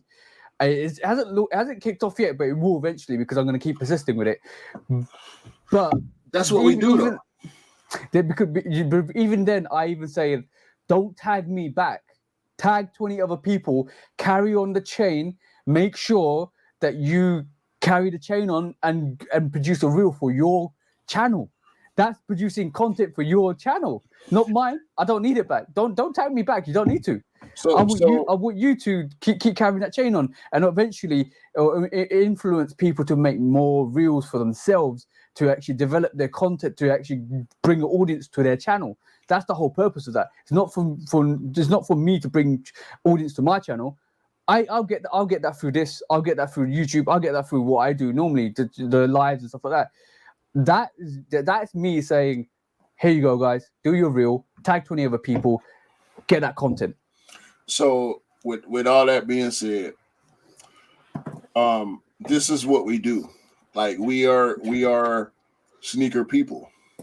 Mm-hmm. So when you come to our channels, you can expect to see sneakers, right? Yeah, exactly. That's what it is. But the hype culture and the chasing of clout is a byproduct of this community. Chasing that sneaker dragon. And you know what I mean by that. Yeah. So I mean, look, I don't like Union 4s. It's a flex to have Union 4s. Yep. But if I had the chance to get a Union 4 versus a PSG 4, I want the PSG 4. if you sat the Union 4 and the PSG 4 in front of me and said you can have either one of these sneakers in your size for free, I'm choosing the PSG 4 because I like the shoe. I'm going to wear this shoe. Yeah, and that's your preference as well, which is great. And I think a lot of people out there that like the Union 4s, they like the Union 4s because they like the Union 4s. And not saying that they're clout chasing and stuff, anything like that, because basically I know one of the bros has got all the Union 4s, but he loves that model. He loves that model. And Scott is a Pac-Man, so if you got one, you got to get four. Do you know what I'm saying? So, and then but the thing is, there are people out there that don't understand the story, that don't understand the histrionics, that will come on and say certain things about certain silhouettes, that would not cover people for wearing. And you know what, I do really feel sorry for Scott sometimes, because he tells me what people say to him on his DM sometimes, and it's not really nice, bro. It's not really nice. And like, let's be honest. Scott's not a clout chaser. He came on the podcast a couple of weeks back or a month back. He's not scared to get rid of any sneaker in his collection if he doesn't like it or wear it. That's not clout chasing. Right. 100%. That's what it's all about at the end of the day. But when it comes to and we got in this whole clout thing because we're talking about reps, right? Yeah, reps. If that's what you want to do, do you? That's your right. It's your money. It's your platform, whether it's YouTube or IG or Twitter or whatever it is, whatever platforms you use, TikTok, whatever, Pornhub, I don't know. But what did you just say, bro? if you're trying to pass reps as authentic, no, we ain't no pass for you. Ain't no sympathy for you, ain't no conversation for you, ain't no attention for you. Because once you get stamped with that, that's what you sticks like mud, bro. Sticks like mud. Yeah, stick like glue, stick like honey, stick like molasses. Like you ain't bro. It's sticky. It's sticky like the nectar running down the honeycombs through the bees, and it's gonna stick to you for life. It's sticky like the inside of a Foot Locker shoe. Sticky, icky like Snoopy Dog. like, bro, you ain't living around me, bro. You cannot live around me, bro. That's not the existence that I'm gonna have. All right, because I ain't no. If that's what there are people that do that, and they do it honestly. You know what I'm saying? Whether it's I got respect for people that I look. I'm gonna break it down because I don't think this is a easy one-off conversation where you can just say underline everything in one. Because like I think if you there's people out there that love sneakers that can't afford sneakers that will get UAs or reps because they can't afford it, and that honestly I think that's fine. That's fine. Like do you? But these people are always honest with it. Like yo, I rock reps because I can't afford the real things. I have more respect for that, and I can have an open conversation with that person because they love sneakers like we do. Unfortunately, they're not in the situation that we are if they can get into the situation that we are, and if we can help them get there, then that's a different conversation because they want genuine, real sneakers, right? So that's fine. But I can't tolerate the other side when people rock reps or UAs, promote reps or UAs, sell reps or UAs as real pairs, try to push it through all the reseller sites. And this is why I'm not right this moment in time, and I've been very dubious over the years. And when I do get a sneaker from like any of the reselling sites, I always check it because I'm dubious that majority of the pairs are UAs or reps, very good UAs or reps, and this is why sitting here, unless I can source it properly, I'll never get any of the Travis Scott ones. I'll never get any of the Union ones. I'll never get them in my rotation, even if I sat here and stonked a lot of money from any circumstance, euro, whatever what we do. I'm not going to put myself in the situation of spending $2,000 to $5,000 on a sneaker, and I could just flown to Taiwan and got it. Nah, bro. I got a family friend that is in the UA game. Like he doesn't want to pay even retail if he can. I've offered my help to him with I mean his grail is the Raptor 7. Like he remembers the Raptor 7 from being a kid. And he when he got into sneakers later on in his life, that's the only shoe. Like he sat and talked to me about their Raptor 7 for like 10 to 15 minutes. Mm-hmm. And I told him, like, bro, it's a few years old at this point. So you're gonna end up paying a pretty penny for that shoe. Guess what? He got his Raptor 7s, but they're not real. And he told me that they're not real. He also has Dornbecker 6s. They aren't real. He told me they aren't real. Now, he's not he's not active in the community. He just likes sneakers. And he likes certain sneakers. When he see it, he want it, he'll get it. And he gets it for that UA price because he's buying UAs, and he knows that the quality is going to be different. He knows that the color might be a little off, but he don't care. Yeah, he likes the way they look when he get that toe down view, and that's why he does what he does. And like some of the arguments, like that's totally fine. It's totally fine. I've got Dornbecker 6s up there somewhere, and the thing is, I had to order mine off StockX because they don't do Dornbeckers in the UK or EU because it's American limited foundation, so it comes out in America. And the whole next week we're taking all the resellers to court for selling Dornbeckers for a higher price. I'm going to do that because that's out of order. We are doing that next week, but for my perspective, I kind of you got to look at UAs in a wider spectrum. Why is it a UA? Okay, cool. Why is the UA there? Because it's hype. It's hype driven. We've had this conversation on a live the other day. Why is it driven? Because of the hype. Who's responsible? The manufacturers and us, in part because we want them so badly. It's supply and demand. We all know that. So if there's high supply, low demand. If there's low supply, high demand, and obviously that enforces UAs. But you got to also look at the other narrative of it. UAs basically go against some human right laws in the world, because basically all of a sudden you're making workers work in a facility that's really like not great for the actual living space and human rights. You also emphasizes crime. So most of the money that they manufacture from UAs goes back to profiting crimes syndicates around the world. Because let's be honest, like the big bit, the people that actually go and do UAs belong to a syndicate that's all linked to a higher organization. So it's a proven fact. It's a proven fact. And then you're also taken away from the designer that actually did it. So now it's a moment in time. You do, if you get a Jordan 3, 4, 5, 6, whatever, you're basically slapping Tinker in the face. In my perspective, because you've taken the originality of that design and what the meaning behind that design is and the origin. So Tinker spent like nearly however long design that sneaker, maybe a year, 2 years, 3 years, 4 years, 5 years, whatever.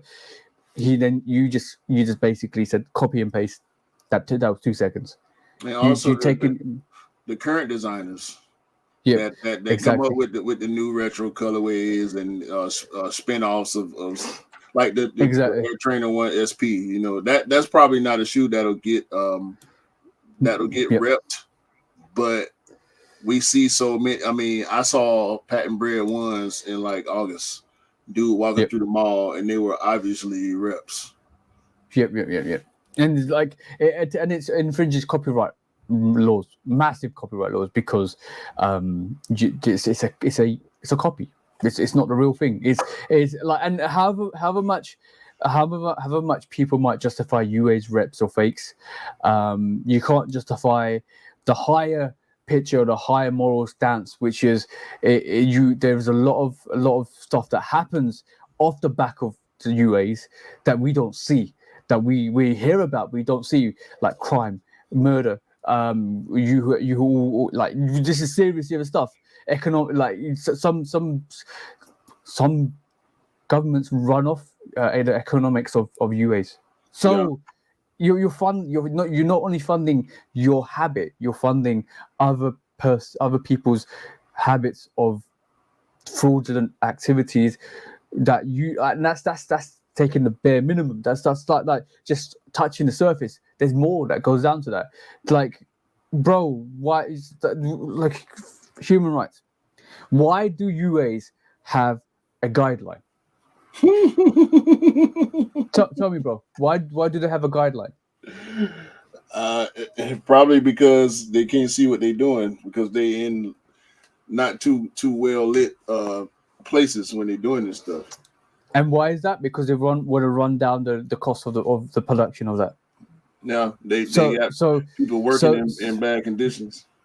Yeah, and we can hold big brands accountable for that activity. In the past, Nike's been guilty of it. In the past, other manufacturers have been guilty of it. In the past, nearly like all the fashion retailers have probably been guilty, or some sort down the chain line that has happened, and they had to rectify it. We can hold big businesses accountable. Who's holding these UA people accountable? Because that's slave labor. Man, that is literally slave labor. I get DMs. I get these random DMs constantly all the time, bro, and it's so irritating. And it's always when I click on the profile and see who this is trying to, because it's not always a bad thing, right? Sometimes it's somebody that you don't follow, or somebody that's got a private account and they want to get at you, and I go and check the profiles when I get these random messages that I have to accept, right? And it's best quality, best price, and they holding up shit instantly, bro. They holding up shit that came out 6 years ago. And instant delete, bro. Brand new. Instant delete, bro. Get the F off my page, bro. And I had a guy approach me. And I'm not gonna say his name. No, I'm not gonna shout him out either. He approached me about UAs, right? Telling me he got the plug. I'm like, what plug? He said the Korean plug. Like, okay, what Korean plug? Not everybody, not you. You're not automatically selling reps because you're Korean, right? Like I can't do that. I'm not gonna do that. But I'm not gonna be racist. I'm not gonna put a stereotype on somebody automatically. Then this was when the Jubilees were about to release, so almost 2 years ago. Yeah. A year and a half ago or whatever. Yeah, man, I can get whatever I want for 140. Man, I'm like, nah, bro. I can't do that. Come on, man. We go in, we buy bulk. The more we buy, the cheaper the price, all this shit. Nah, bro. And that changed my relationship with him moving forward. Yeah. I mean, the man had multiple Jubilees, multiple the Black Royal 13s. The man was buying Chunky Dunkies. The man bought Canary Fear Gods. That shoe was impossible to get, bro. That yellow Fear God. Come on, bro. He posted a pair of Fire Red 4s with a red air bubble.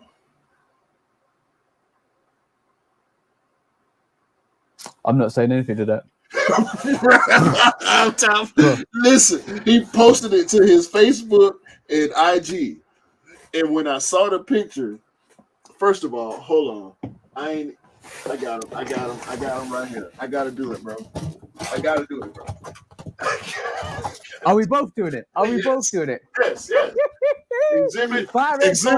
5A4. Exhibit A, right? I ain't got the box for mine because I've got it in the Crepotec boxes, but you know.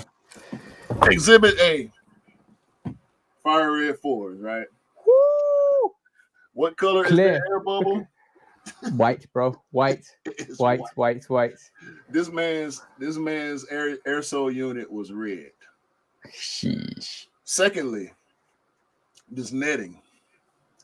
The netting was horizontal. It was not diagonal like this is. It was horizontal. It's supposed to go with the flow. It's not supposed to be Yeah, straight. it's going with This is one of the things the Jordan 4 netting does. It goes with the flow of the actual cutting. That's the very important thing that's one thing you can tell with the fakes. Legit check. Check. Check your netting, right? Bro, this tongue. We know this tongue, right? Yeah. We know this tongue. The man's tongue had red material up here. Coming down around, bruh. That's tucked. You can clearly see that. It's tucked.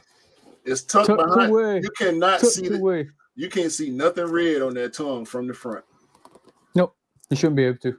That's not how his was. I mean, the red air bubble, that was just a straight giveaway, right? Like right off top. But once I saw that, I knew it was fake, but I had to point out everything else to him that was fake about the shoe. And I had to tell him, bro. I couldn't. At that point, I knew he was too far gone. Yeah. Because there's no now, saving some people. Like there's no saving some people. Your knowledge base is not big enough for you to even be buying reps at this point, because now you're buying stuff that's obviously fake and you're trying to sell it. You don't care.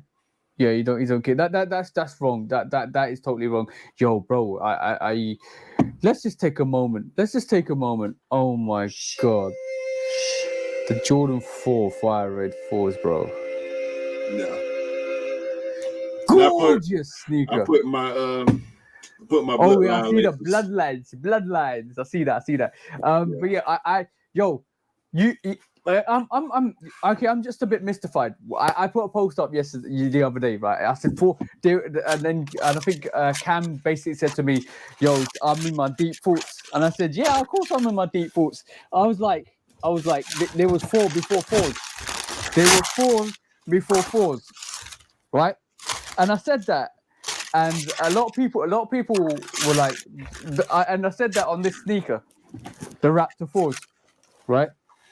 Yeah, I saw that. Yeah, gorgeous sneaker. And this, by the way, this is the only one that actually has the material over the tongue. Right? But it's not the only one that's like that. But that's how his tongue was on the Fire Red 4s, and that's not accurate for that shoe.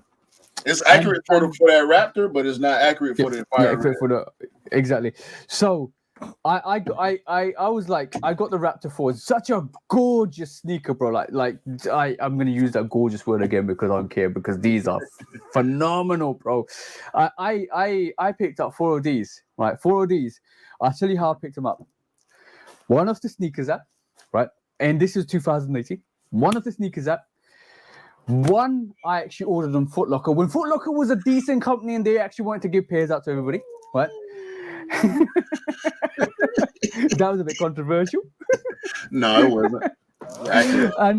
and then I went, because I look, I love 5s. 5 is my silhouette, right? But I will run through 4s.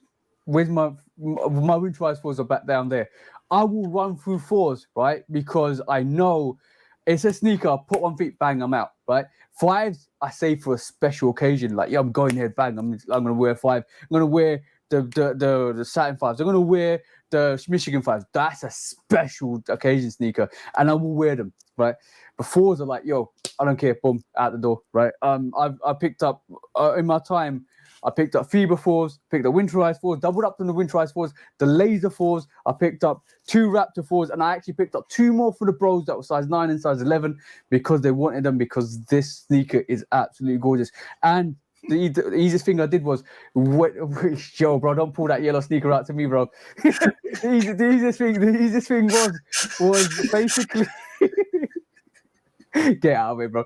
The easiest thing was was basically walking up to Foot Locker in London and going in and picking up when the short stores open at like 10 o'clock, going in, picking it up, walking out, picking up, walking out. Basically 2 pairs, 2 bros, bang, retail, there you go. And people were telling me this was really hard to get. In the UK, it was probably in the States it was, but in the UK it wasn't that hard to get. This is why I say go if you can get to the shops, get to the shops. I have 4s. No, bro. Like, I love 4s because we were talking about this single day 4s. You know, gorgeous pair, right? I have 4s that I wear and I will just take out. Like even like what the 4s. There's been 4s before 4s. Trust me, there's been 4s before 4s. Before the 4 hype kicked in. That's what I mean. So like, if I'd known you, bro, in 2018, your 4 collection would be insane, bro. I'm not even joking. Like when the Bread 4s came out, I got notification of on one of the apps. Bread 4s released, scratched the back panel, instant bang. Got my Bread 4, and it's like I was like to my missus, yo, Bread 4s OGs, can you get me a second pair? Yeah, Jin, dang, on the phone. Yo, guys, do this. You get a sheet and you get a sneaker. Trust me, do this. Bang, everyone I talk to, cop. And I was like, yo, that's the release, bro. That's the release. So when you told me sneakers are hard to get, now they're harder to get because the hype is a bit more up there with 4s. But before the hype of the 4s, and when did the hype of the 4s actually kick in? Off-White. Off-White 4s, yeah, that's the one. And that even the Travis Scott 4s weren't as hyped as they are right this moment in time. Mm-hmm. As far as my experience goes, I think it was the Off-White because there were the more I think about it, the more 4s I see sitting on the shelf with for sale tags on them. You know, the flight, what is it? The blue, white and gold, those SAT, the laser 4s SAT. Definitely the Neon 95 4 SAT. It was a lot of 4s sitting around before Off-White. The Neon 95 4s actually sat here, and it was somebody reached out to me. I managed to cop a couple of pairs for people that wanted it. The 4s, bro, sat. What the 4s sat, right. Yeah. That sat hard. And you know what? I got them. I wasn't sure about them, but I got them because I wanted the mock-up version, right? And I eventually got the mock-up version.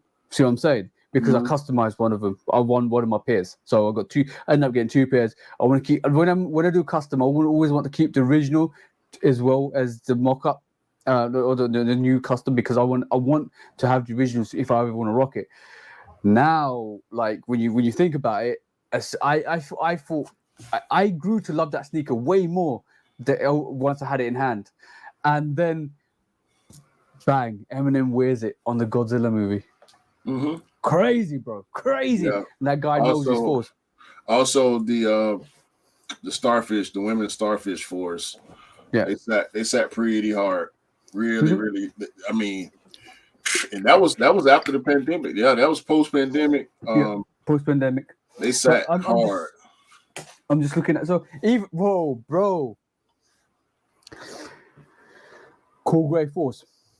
Cool Grey 4s were available. Also, I regret passing on that shoe. I actually knew a guy that worked at Athlete's Foot, and I could have easily gotten a pair, but I chose not to get that shoe because I wasn't as fond of it then as I am now. Mm-hmm. And I regret it slightly. It's not like, ooh, I'm butthurt about it, but definitely a dope pair. Cool Grey 4s. That set heavy. And what do? You don't listen? Well, I just cop. And as many times as the Lightning 4s restocked,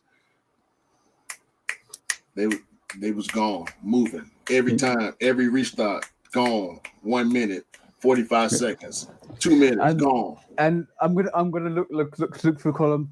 Look, Yeah. I've got the Lightning 4s up there, the PSG 4s up there. I've got the PSG 4s weren't even that hype, but they were quite hard to get. Even there wasn't really that hype on it, but they were hard to get. But now people reflect on it, and the box itself, when you open up the box with the green inside, Yeah, they got the pitch on the inside. Exactly, they got the pitch on the inside. Retro, shout out to Retro Rick. He showed me. He had it early. I think I did an early review from his pair, but yeah, that PSG 4, that's top 10 in my collection right now. And you're forcing me to do this because like I'm gonna do this off the fact that yo. You always pull that shoe out. Those sack too. I passed on that. Let me tell you this, right? Thank you guys for sleeping on this. Whoever slept on this. This is a dope pair. Like you know one thing I'm a bit disappointed about. I actually got two of these. See, I'm running through it. Like I'm running through this sneaker, bro. When I tell you I run through 4s, I run through 4s. This sneaker is my beta sneaker. I will wear this whenever I just go out. Like bang, there you go. That's why you got a yellow card. Hey, that's why you got a yellow card. Yellow what? That's why you got the yellow. Because yellow card. the way you talking about running through 4s like they Vans or something. That is my Air Max 1, bro. That is my Air Max 1, the Jordan 4. Bang on beat. It sounds a little bit better now. But 4s for me, it's obviously 5 is at the top, but that 3 through 6 range. It's like, bro, you can't hardly go wrong with those silhouettes. Like 3s, 4s, 5s, and 6s. Like you gotta have at least one of each silhouette if you're a sneakerhead that collects Jordans. Yeah, and before we end the conversation of those 4s, I'm basically gonna say I'm a bit disappointed because me being me, when I checked the release dates and I was seeing what was coming out, there was a habanero version of that Winterize 4. Mm-hmm. Yo, Jordan Brand, where at? That was the trophy room 4s. Yo, they were gonna. This was gonna be habanero winterize. Oh, bro, that looked dope. The mock-up looked dope. Yeah, man. Unfortunately, I think it was just a mock-up for clicks. Yeah, and but by the way, this material is soft because it's stiff when you get it. First of all, Winterize 4, but when you wear it and you rock it, it breaks in the material really well. So that's nice and soft, very nice and soft. Yeah, it's got some patina to it also. Yeah, but going back to the court. The court case that we've got in terms of UAs and fakes and stuff like that. It's so like I can tolerate people that wear fakes and say they're fakes because they can't. Obviously, the circumstances dictate the fact that we can't sit here and be sneaker snobs or police people from wearing what they're wearing because that's not what we are. And in retrospect, I like from a UA point of view, if you rock fakes and you say you rock fakes, and because the fact that you just rather it makes economical sense for you to rock fakes, good on you. But you got to remember, you got to keep in mind that there's other potential things that you're funding with your money because it's not as simple as it's cheaper materials, it's just cheaper sneaker, it's cheaper manufactured, blah, this, and it's direct from the VUA companies. You got to remember that it comes with a lot of stigma as well as it just isn't not a sneaker. It comes with a lot of stigma, but because you're passionate with it, I respect that. I respect the fact that you really want it and you can't afford it and you get it. That's better. But I say probation. But what? No. If you wear US, it's fine, and you acknowledge you wear US, fine, right? I can't knock you. I'm not knocking you for wearing that.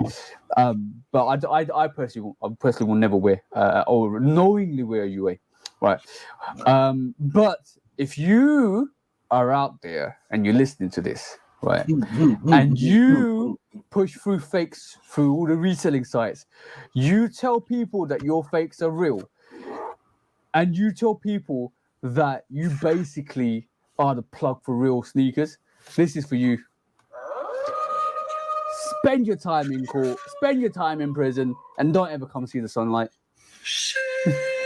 Guilty. You're getting the Shoe Dog book of disapproval. Guilty. Guilty as charged. Guilty. Guilty as charged.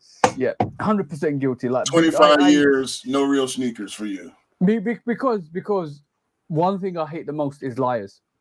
You're lying to yourself, and the thing is, people that like, I know people, I don't know people, I've seen people that get, like you just said, get wrapped up in the UAs, get wrapped up so much that they actually start to believe their own bullshit, right? Yeah. And bro, I'm not even gonna touch on this, but I will just slightly say this: there's other people that actually use UAs to do customs with, so be aware of what you do with your sneakers, guys. Ooh, I ain't even think about that, bro. I already know that. I already know all the there's going to be situations where people swap out reals with fakes. There's going to be situations where, and then they'll send those fakes back to the store to kind of say, yo, I don't want Yeah. We know that. We know the underhanded tactics of that. We know the underhanded tactics of other people doing other things with UAs. We also know the underhand. This is, if you don't know, you should know, is be careful who you mess with, because some of these, I'm not naming names or anything, right? Just be careful that you trust the person, you know the person when they do customs and stuff like that, because it's easy. If you think UAs are easy to get, like, yo, bro, I'm going to grab this yellow sneaker, I'm going to customize it. Now you can't even tell it's a UA or fake. Man, shout out to the people that are honest about it. Yeah. Honesty is the best policy because it's going to get you far in life. That's what I say. Yeah. I respect everybody as a person, as long as they're a good person and they're honest about who they are and what they do. I can respect that. In the sneaker space, we know the tricks and the traps and the games, and we know there's liars and cheaters. And there's gonna be more tricks. There's gonna be more tricks and traps. And like, bro, like I said, I'm not, like I said, not naming names, not naming anything. But if you feel a certain way about me, what I'm gonna say right this moment in time, then you need to really think about what you're doing, because there are people out there that will pick up these fakes as pre-orders, right, and start selling them. Boy, right? Yeah, that's a whole new conversation. So when now, I tell you, now you paying double, triple early price for UAs. Yes. So I'm just putting everybody that wants to get real pairs and don't want to get conned or duped or fraudulent or be involved in any fraudulent activity onto knowledge, because like, if you're pre-ordering sneakers from a reseller, be it any big platform, I'm not going to name names, be it any person, please, I beg you, go check your sneakers out. Go make sure when you get it in, it's verified. And now the question is, if any of these resellers, okay. How are you gonna I'm doing this because I'm praying for you guys. How are you gonna verify that Trophy Room is legit or fake? They already did. They know it's fake. They know it's fake, and they want $1,000 for it. I'm gonna leave that there. Bro, because basically, how can you tell? How do you know? How do you know the Trophy Room that you got is real or fake? Because there's no pair you can grab that is actually authentic to your knowledge to verify that sneaker. Like, they might even change the stitching on that. They might even change it so that it hits the tick. But you don't know that because you don't know how it was manufactured, developed. So now when you grab a sneaker, how are you telling it's real or fake? Boy, I'm not, and guys, I'm not even knocking that you got trophy ones. You had trophy ones. Hopefully, it's legit. I pray for you. It's legit. Yeah. Just put a black light on it. Just check it out for yourself. Check for stamps. Checks for any irregular. I can't even say it. irregularities. There's one irregularities. I can say it when somebody else says it. And check for any irregularities on your sneaker, like stamps, like any kind of embossing, any kind of stitching, detail, guidelines, anything like that. Please go and check your sneakers out. Please make sure it's legit. Please don't overspend the money on UAs, because I know how I would feel if I had a UA and I spent £1,000 on it. I know how I'd feel. I'd be gunning for somebody, bro. Make sure you can return anything you buy. That's why I exactly. That's why I like. One of the reasons why I like copping retail, because I know I can return it. Mm-hmm. In most cases, you can return stuff, and dealing with StockX and Goat and all that, bro. It's like even Collect and eBay and every platform where you can buy stuff for resale, VNDS, all that. You gotta be aware. And this is one of the reasons why I find it really I find it, there's a lot of shady people that want to do shady things, that want to make an easy buck, or do some certain activities that are susceptible to make sure they get your money. Be it somebody that calls you to get your bank details, be it somebody that actually tries to hack your account. There is loads and loads of things out there that you got to be careful of, and unfortunately, that also goes into sneakers. That also goes into a majority of things that you buy. So be careful, guys. Be careful. Like, know who you're dealing with, know who you're messing with.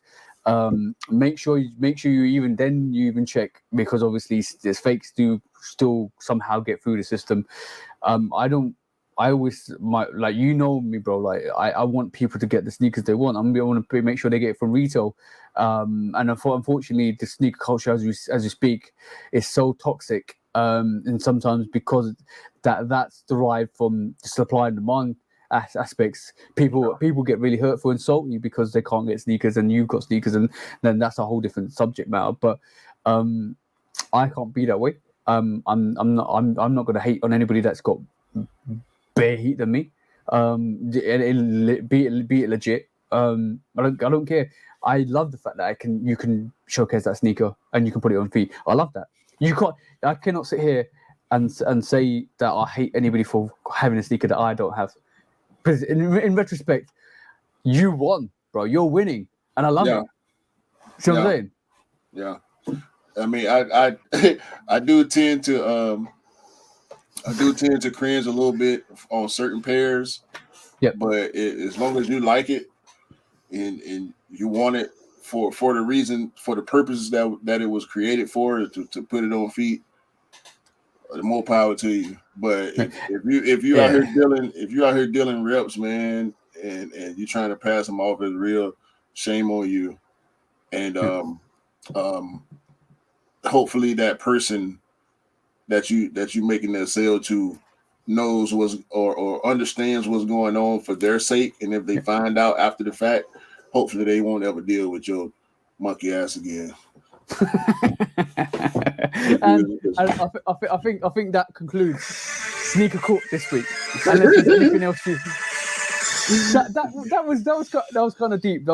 But like, the only reason why we bring subjects like this to attention is because we want to educate you guys, so that you don't get into a scenario where you kind of spent a lot of money on a fake pair of merchandise that's not authentic from the brands that sell it.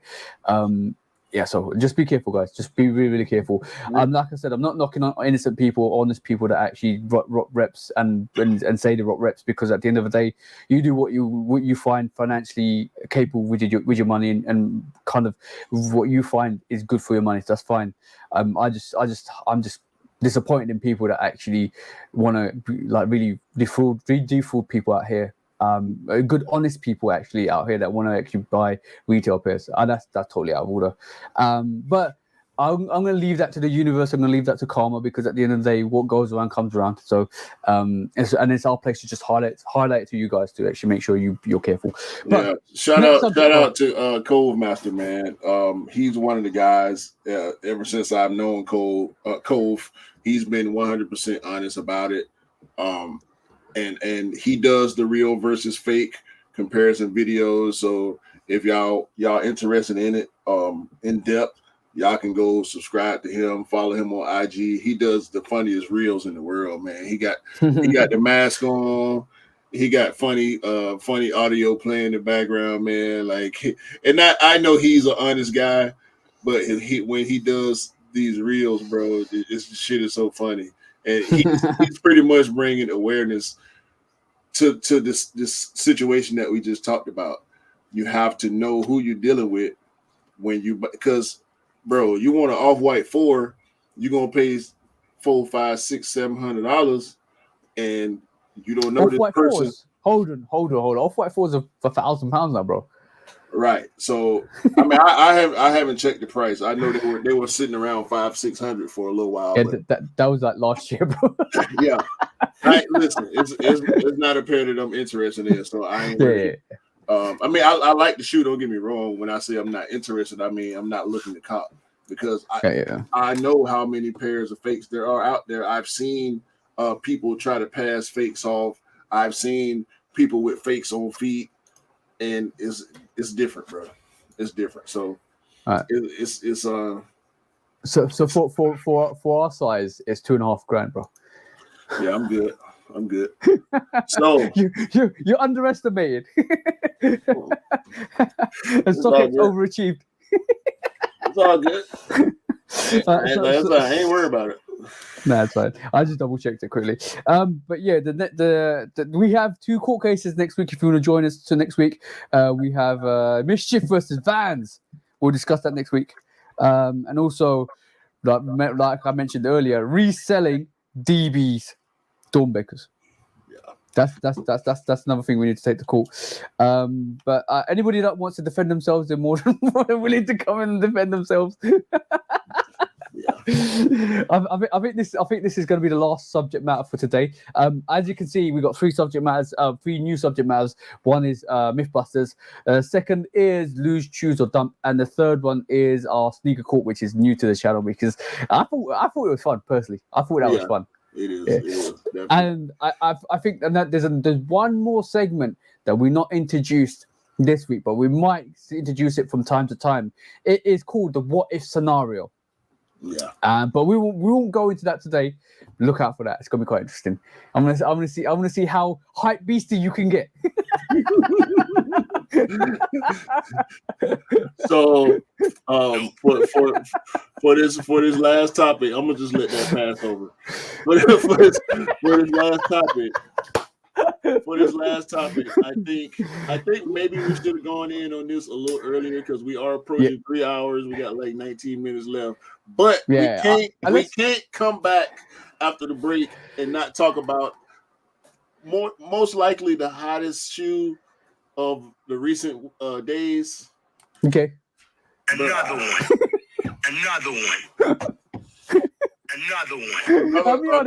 Another 5 or 6 or 7. Like we don't know how many. We know it's gonna be friends and family. If you can't watch, or you're not watching, if you're just listening, we're talking about the Jordan 5 We the Best, aka the Jordan 5 Easter pack, aka the Jordan 5 Another 6, aka the Jordan 5. You just gave the hint. You just hit the nail on the head, bro. We're gonna get one variation of this Jordan 5 next Easter. That I'm actually thinking is gonna happen. Yo, I mean, hopefully we get these, but goddamn, Khaled. Like, first of all, let's attack the elephant in the room, right? Actually, we got 2 elephants in the room. Go on, bro. Why in the hell did he want the pod shaved off? Why in the hell? You know why, bro? You know why? No, I don't. I don't. And also, why in the hell do some pairs have netting and some don't? What in the fuck is Khaled trying to accomplish? Yo, I never even noticed that until you mentioned it. The left pairs don't have netting on them. What is Khaled trying to accomplish here? Like what? Cue this moment in time. Right, Bruh. cool. I'm gonna tell you why the DJ Khaled took the pods off of the top ankle. It's because it's similar to the Off-Whites. No, he paid. I think he paid tribute to Virgil by taking them off because the Off-White 5s don't have them as well. They slimline like that, and I think it's sleeker as well. It made the shoe sleeker. Me personally, I'm gonna just zoom. Ooh. I'm gonna zoom into my thing. Me personally, I like the pods on the side. It brings some kind of very nice uniqueness to the sneaker. Having that slim line just takes away from it. But that's me personally, because I think he kind of did that to pay tribute to Virgil. If that's me guessing, but I think that's the reason why. So I don't like it. I can tolerate it because I do like some of these colorways. Yeah. Personally, I like the peach color. Yeah, pair. I like that's gonna be. Yo, I like the if that one comes with out, the netting. Yeah, I like the okay. one with the netting, not without. I also like the blue pair, and I like the dark purple bluish pair. Yeah, so now I'm gonna tell you what I think what's actually happened. The ones without the netting, I think they're sample pairs. I think they're just sample pairs that he's trialing, testing, and stuff like that. They're not in production at this moment in time. I can guarantee that, right? But I feel there's sample pairs out there. They're experimenting. There's even pairs that he's got for his kids that are actually fabric rather than leather. So there's a lot of testing at the moment. This is why he keeps saying still in the meeting room. There's not even finalized. And let's get this right. We never saw any of the Jordan 3s. We the best Jordan 3s. We got mimics of them. We got a downgrade version of them. We never got we the best 3. We didn't get that Ashid.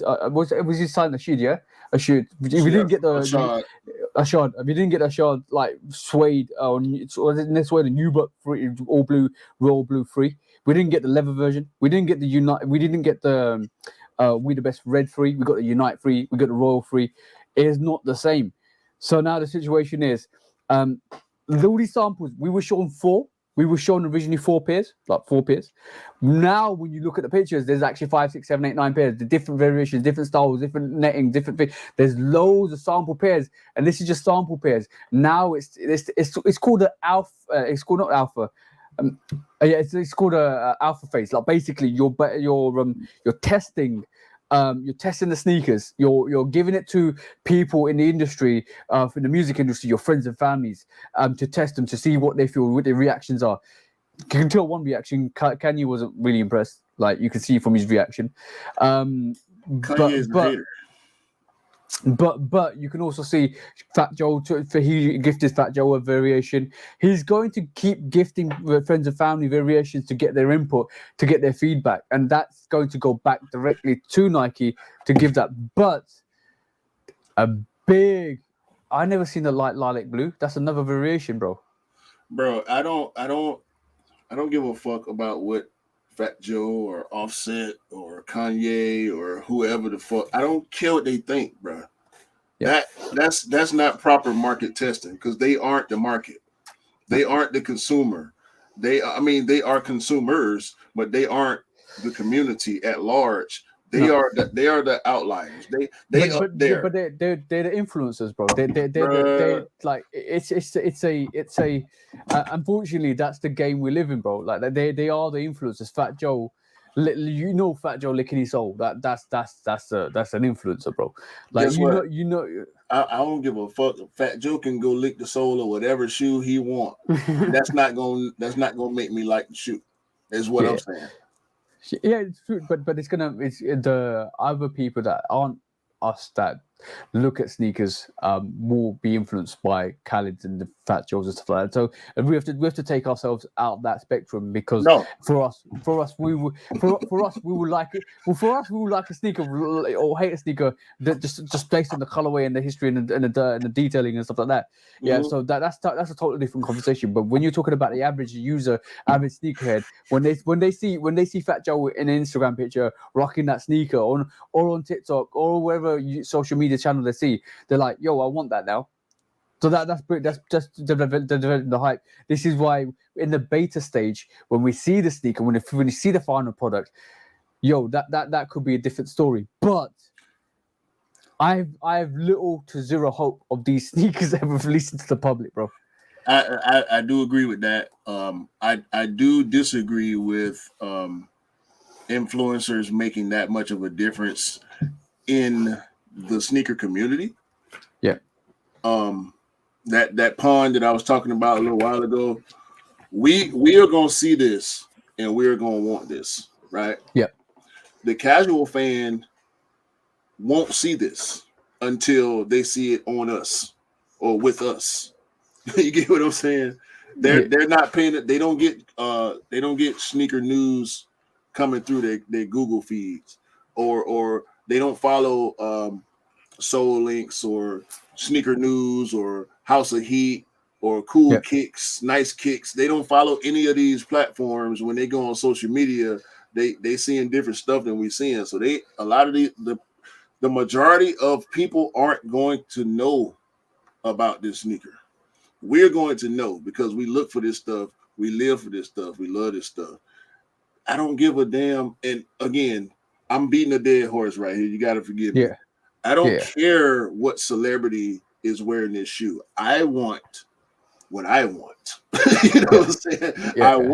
I want this fabric looking. I mean, the quilted inside, like the Ama Maniere 3 and 1s and 2s.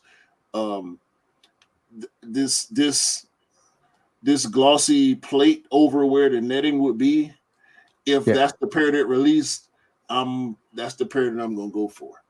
You know what I'm saying? Like, I don't like it as much as I like this blue one with the green accents, or this blue one over here with the speckle on the shark teeth. The green pair. I mean, there are a couple of different versions of the white pair. Even the midsole, like if you go back down to the blue pair, even the midsole, one of them's blacked out at the back, and then one of them's white at the back. White, so there's exactly. there's so many different variations. This is why I say there's like 7, 8, 9, 10, 11, 12, 13, whatever variations they are. They're still sampling it. They're still giving out things. But like I kind of agree and disagree with you, because I think for us, like they're all if they're the 4 final pairs, they're dope. And as you can see, all of them have got meshing on them, right? Yeah. But like, what I'm going to say is I agree and I disagree. I agree with you that the people like us will only get the sneaker, and people that follow sneakers will only get the sneaker from looking at it when on release date and getting it and stuff like that, because we follow. And people, but the thing is, people that don't follow Nice Kicks, that actually do follow Fat Joe or DJ Khaled or the other publics, they will see this sneaker. So it's the reach. It's basically, let's be honest. Like, let's really be honest. Like DJ Khaled is not the same as Travis Scott. No. Right? DJ Khaled is not the same as Kanye or any other. He's DJ Khaled. He brings something else to the plate. So them doing that, and they're giving Khaled that push to make him to the influence that Travis Scott is. That even now Travis Scott comes out, everybody wants it. So to increase that, you increase the reach. You increase the reach to give it to other celebrities. What Virgil did when he first started was get celebrities wearing his stuff. Right. And then we're talking about Off-White as a brand, okay? Yeah, exactly. When we talk about what Virgil did.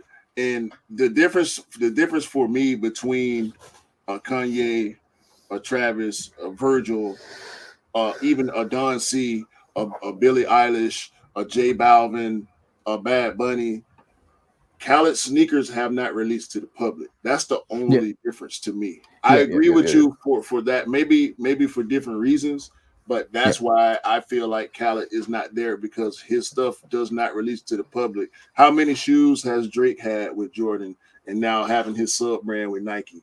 Travis, I'm gonna Jack, Kanye with Nike, Kanye with Adidas, Pharrell, like all these different people that have collabs and sub brands. And I think this is why I think this is why they're trying to push Khaled to the forefront with like giving you all these samples, giving friends and family all these samples, because I think if there is a release, that's going to influence that, and it's going to bring him up to the spectrum where people are actually interested to see what he's going to do next. So that could be the possibility. But when we talk about Khaled and Drake sneakers, I'm no capping, bro, no cap at all. I will take the Jordan 3 We the Best over anything that Drake's done. No cap. Yeah. I can agree with that. I can agree with that. Because he ain't did a 5. So I can agree with that. But I'm just saying, like, I'm saying, like, the We the Best 3s. Dope, bro. Dope. When the fact that they gave us Unites and Royal Frees, which were half the standard and not the same. Are you saying that the Unites were poor man's? No, I'm not saying they're the poor man's. I was saying that there's no poor man's. I think if you're spending $170, bro. I just want to make sure you had something coming. I basically saying is, the Unite Freeze is a great sneaker for if you like the red sneakers, if you like a red silhouette. But the thing is, the expectation was when everybody saw the Unite 3, they thought, or a red colorway, they thought, oh, DJ Khaled be the best, right? And I was like, yo, I could potentially. And the thing is, you can grab the Unite 3 and customize them to be we the best, right? But the thing is, not a lot of people want to do that because it's too much work. If for a casual sneakerhead in the first place. But I just feel like it's something about DJ Khaled not releasing pairs and flexing on everybody is a big thing. I don't like it. And like he does say that those 5s might come out. He does say that. He does, but the thing is, how real that is, we don't know. Nah. But this is this, and it makes sense that they do come out because it's Jordan Brand filling that void that potentially Travis could leave. In my opinion, Jordan Brand is stupid for not releasing to the public anything that Khaled designs. The 3s, all 3 pairs of the 3s are dope. These 5s, like I said, I like certain ones, others I don't. If this doesn't release, I mean, I get friends and family. That's all well and good. The Trophy Room 5s had the friends and family. The K54 ones, friends and all the friends and family stuff. The PE stuff that's exclusive to the college players and coaches and staff, and I get all of that, right? This is not right. having this, bro. They cannot keep doing this to us. They can't keep doing this. They're giving us good stuff. They're giving us good stuff. I mean, if you like the Billie Eilish stuff, you know, the Travis stuff, Don C, like all the different collaborators over the years. I'm gonna say something, right? And I love what you're saying. But I'm gonna say something. It goes back to what we talked about early on in this podcast, 3 hours in. But it's gonna go back to what we just discussed in the start of this. Nike, please take my money. Take my money. Take it. We just done full circle, bro. Take it, bro. Like, take me the sneaker and take my money. Take it 4 times, okay? Take it for this one. Take it for this one. Take my money. I don't know. Take my money 3 times. Take it for this one, this orange peach, whatever colorway. The peach, take yeah, my yeah. money for the purple one. Take my money for the blue one. Take it. I will buy them all at the same time and deal with the consequences. Okay, I will pay the interest. I will pay the interest. Take it. Oh my Take God, it. He's gonna pay the interest as well. Take it, bro. Look, bro. What Jordan 5s got the white milky so. Like, bro. Milky we know we're gonna get translucent every time. We never get the translucent tip. Yeah. Bro, we got translucent tips over here. Take my money. You want it now? You want it tomorrow? I'll go jump in the time machine and give it to you last week. Like, just take my money. Take it. My favorite pair out of all four of them at the moment. I'm gonna give you my order, right? I'm gonna give you I think the purple one's my favorite. So that's gorgeous. That's gorgeous, bro. It's absolutely gorgeous. I love the fact that even on the milky sole at the bottom top tip, right, on the sole, it's you can see that purple come through. It's just beautiful. Then is a tie between the peach pear and the blue pear, right? And I'm gonna give it to the peach pear second because yo, that salmon. And I don't even listen too close to pink for me, but I want that. Yeah, you know what offsets that sneaker. See the shark teeth with the blue baby university blue and the splatter. Yo, somebody needs to swap those laces out. Quick time. Blue laces. Yep, with splatter print. And then my third has to be that blue. Yeah, that's the one. And the reason why I'm not leaning as much towards the white pair is because we always get white sneakers, bro. We always get white sneakers. Yeah, I got about three. I think I got about 4 pair of white 5s. No, 3 pair. So yeah. So I've got the both K54s, the fire red K54 5s, fire red 5s. What do you call it? I'm just looking back here. Oh, the Fresh Prince. Alternate Bel Air. There's loads of 5s that I've got. That are white. So I got those 3 and the Stealth 2.0s. Yeah. So some realistic terms. Oh, and like, the shattered backboard, which is not really white, but. Yeah, but it's close enough. So even this white is like a milky white rather than a pure white. So in realism terms, this is why I think the white pair is my least favorite.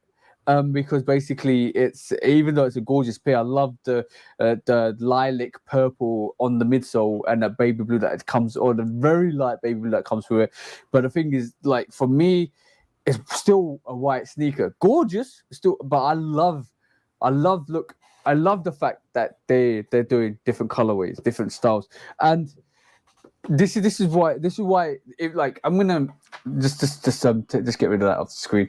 I'm gonna say this: if this ever gets to Jordan Brand, please bring out unique colorways, bring out different styles, different colors, pastel colors, earthy colors, anything that is very complements the sneaker. Bring it. I think a lot of people are just fed up with just white, and this is why I don't like the Oreo 4s, because it's just white. We've seen it with we've seen it with 4s. We got the 5 red 4s. I'm gonna go for the 5 red 4s. Why do I need the Oreo 4s? Right. Simple.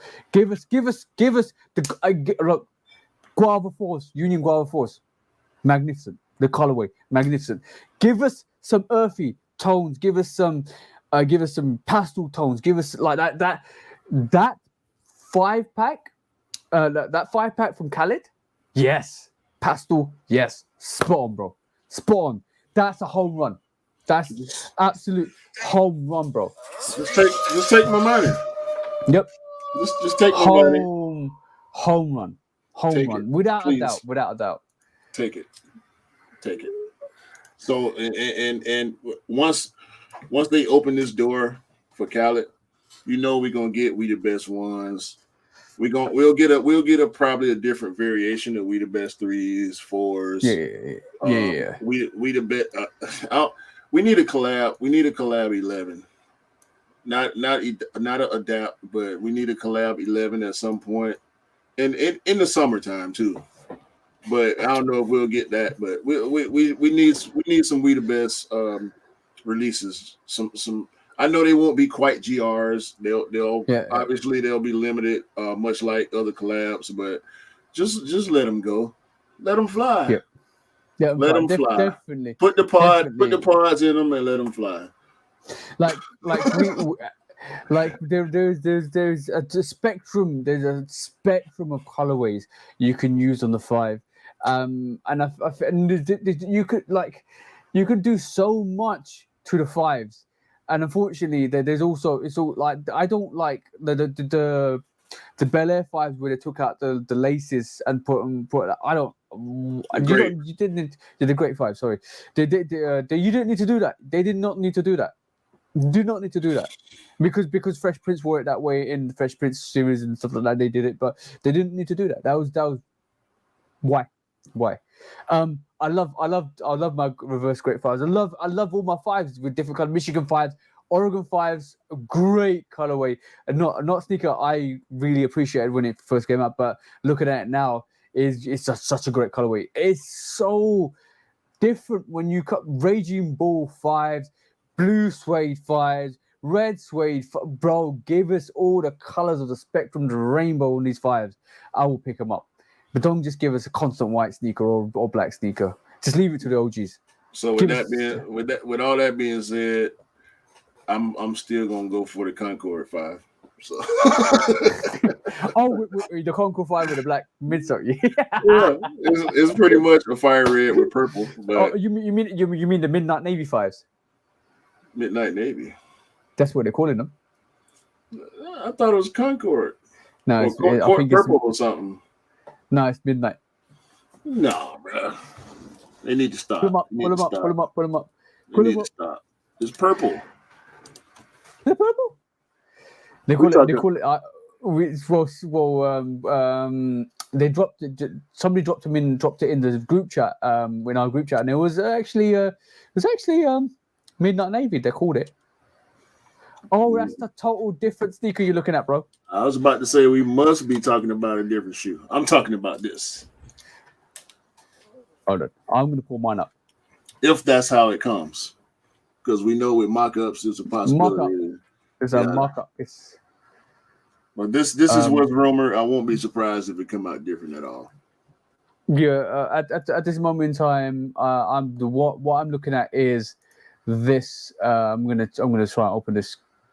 This is on Concept Labs. I don't know if this is the real one, but there is. I need to look at the calendar because there is a Midnight Navy version of that 5 coming out sometime soon. Maybe I've got my wires mixed up, but maybe not. The Midnight Navy 6.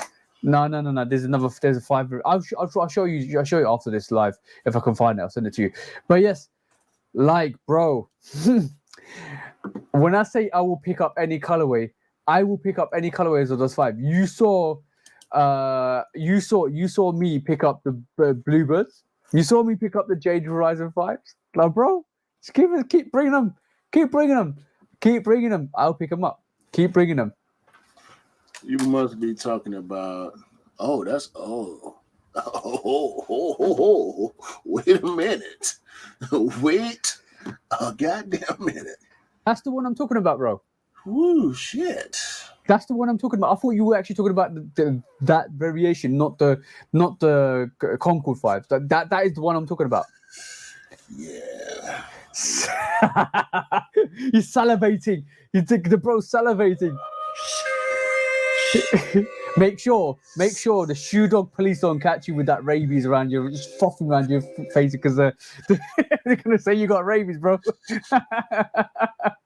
That's a dope sneaker, though. That's definitely a dope sneaker. That's we might as well call it Georgetown. Yep. Good God. Let me stop. I didn't even know about that. I don't need to see that anymore. Let me get it off the screen. Get it off the screen. Yeah, I took it off our screen, but I got to take it off my screen too because I don't. I did not know that. Goodness. Whew, we back 3 hours. Sorry, Marcel. He's not sorry. He's definitely not sorry. He's the one who encourages us to do 3.5 hours to 4 hours. Like we were chatting and say, "Yo, by the way, we're probably gonna end the podcast soon. But by the way, bro, I remember we did a semi podcast on the phone because Q called. This is why we do the podcast because Q called me at 9 o'clock. Right? Tell him what happened, bro.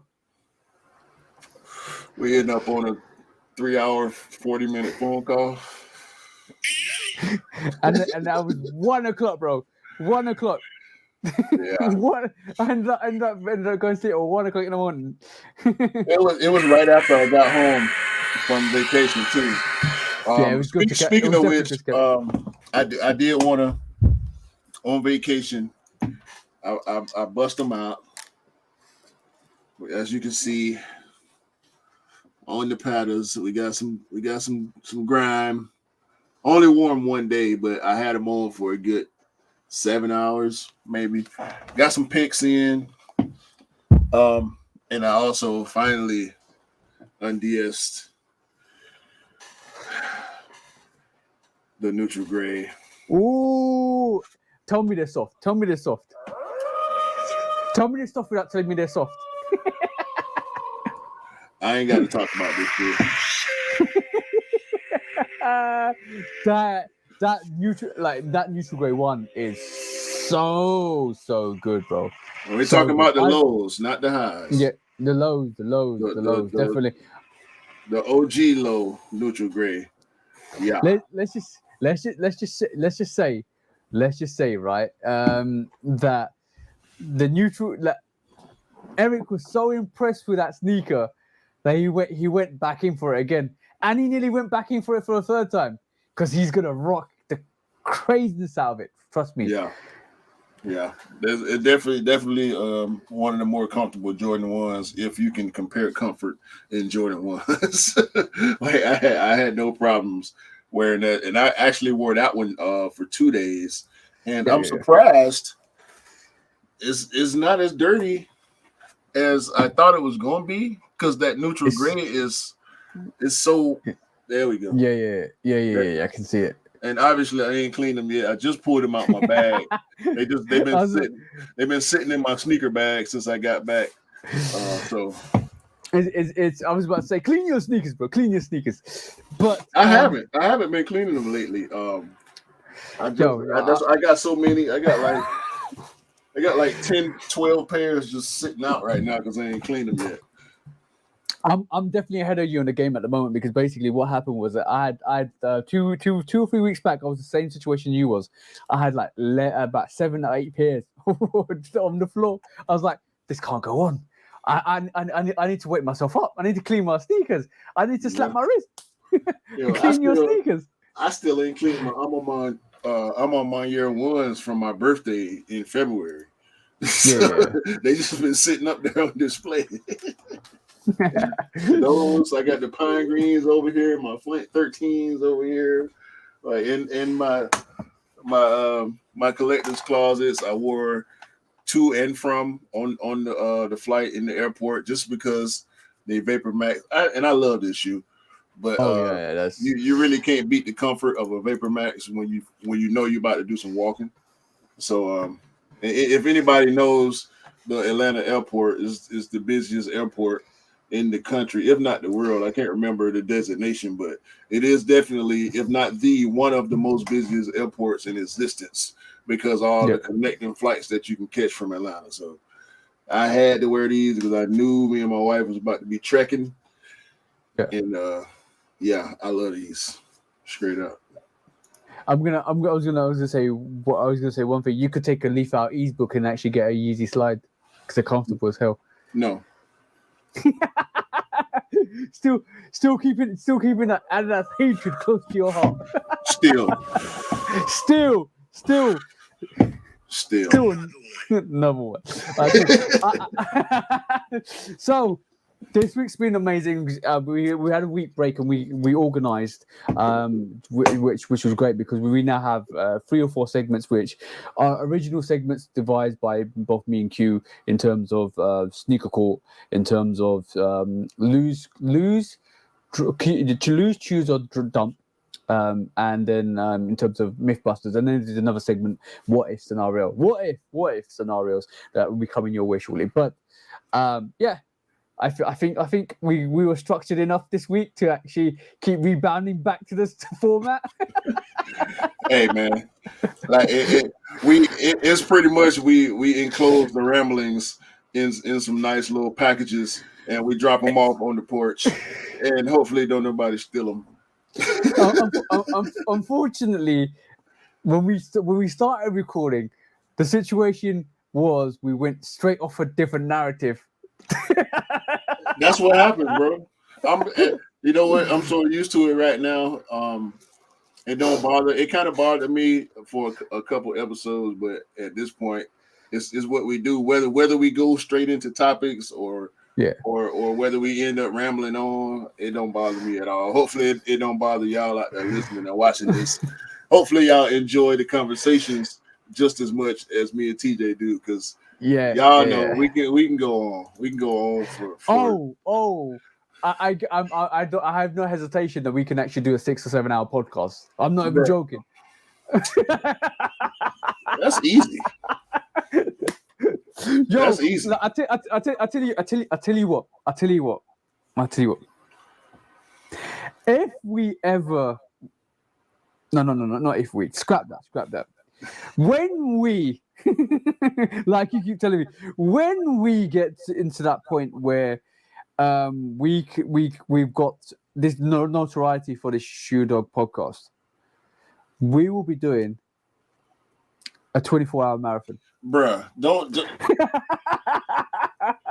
All right, we appreciate y'all joining this week. Episode 15. Where you guys can come through any time of the day. And this is when we can officially retire from our work, bro.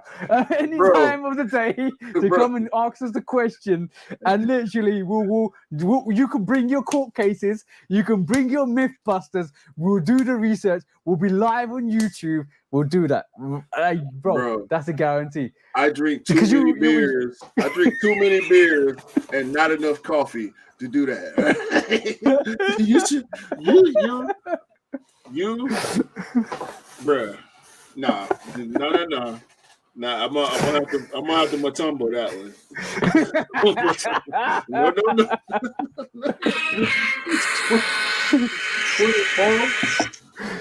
Listen, and it's not about the fact of us not being able to do it. It's will I want to do it. Cause goddamn, bro, 24. I'm gonna have to bring a microwave, a refrigerator, all that in the studio. You know what? We could take turns though, because you could be like literally, you can if you need to go and do something, I'll still be here. If you go and do something, I can't guarantee I'm going to still be here. That's the difference. But for sure, no, you know what? Sometimes you got to set some targets, right? And like, if you know what, when that does happen, and when we are able to step away from our livelihoods, our 9-to-5s and our jobs, regular jobs, and do this on a permanent basis, which I think will be amazing if we can get to that position. And I don't doubt we will be able to achieve that position one day with the focus and energy we have. Then I feel we need to give back, and that's just the way we give back. And then you got no problems. They've got no problems. Give back to who? Dracula? Zombies? Like who we giving back to? What one person is going to watch that whole? Yeah, bro. It'll take Marcel. a person. It might take him a few days, but yeah, him, Blazing Guns, got everybody, all the bros. Yo. Yeah, but I don't. It'll be like I'm joking around, but you know what? I've said it now, and then if it does happen, we're in trouble. No, you're in trouble. I'm blaming you. And when my wife get ready to fuss at me, I'm just gonna send her the link to the podcast, and she can fuss at your ass instead of mine. Oh, okay. We'll reduce it. We'll reduce it to 12 hours. Well, okay. Leave a comment down below, right? And let us know what you would like to see us do when we, and possibly we get into that. And my lights died. See, you see what happened? You see what happened? It's starting to turn me off. Like, Right, nah, on that bro. note, I let's can't burn for that long. Hey man, episode 15. We have returned. We will, as promised, be doing a live at some point in the near future. Yep. Stay tuned for that. As always, we appreciate y'all watching. TJ is getting is getting shooed off stage by his light. So hopefully y'all enjoyed this episode, man. Follow me on IG 808 Kicks ATL. Follow TJ Love Kicks Custom. Subscribe to each of our channels in the same names on YouTube. Get in the DMs, holler at us, chop it up. Bring us your court cases. We will bring them to the podcast for sure. You know what? You just open up a big barrel of hurt. Nah, we need them cases, man. We need them cases. We're gonna have cases. We're gonna always have our own cases, but we would love to get cases from others as well. And if people are available to join in and dispute their own cases. Sundays, we my camera. Sundays, we are. If Sundays are fun days on the podcast, come through, bring through. Sundays, fun days. It's always going to be a fun day when a Sunday. So bring your case, come through, have a conversation. You're more than welcome to come on. Be polite when you come on, but we're more than happy to discuss court cases. We're more than happy to address your griefs and your issues. So come through. You're more than welcome. We will air somebody else's dirty laundry for you. Come on, bro. Call us out. There you go again. Yo, I tell y'all what, man. We'll get with y'all next week. Have a great day, a great month, a great year, and hopefully, all of us will be able to cop the We the Best Fives, because we all want the We the Best Fives. So for TJ, because we are the best. Still. Everybody out there, still, all of you are awesome. All of you awesome. All you amazing. All you amazing, wonderful people. Peace out. Peace out, guys. Peace out. Peace.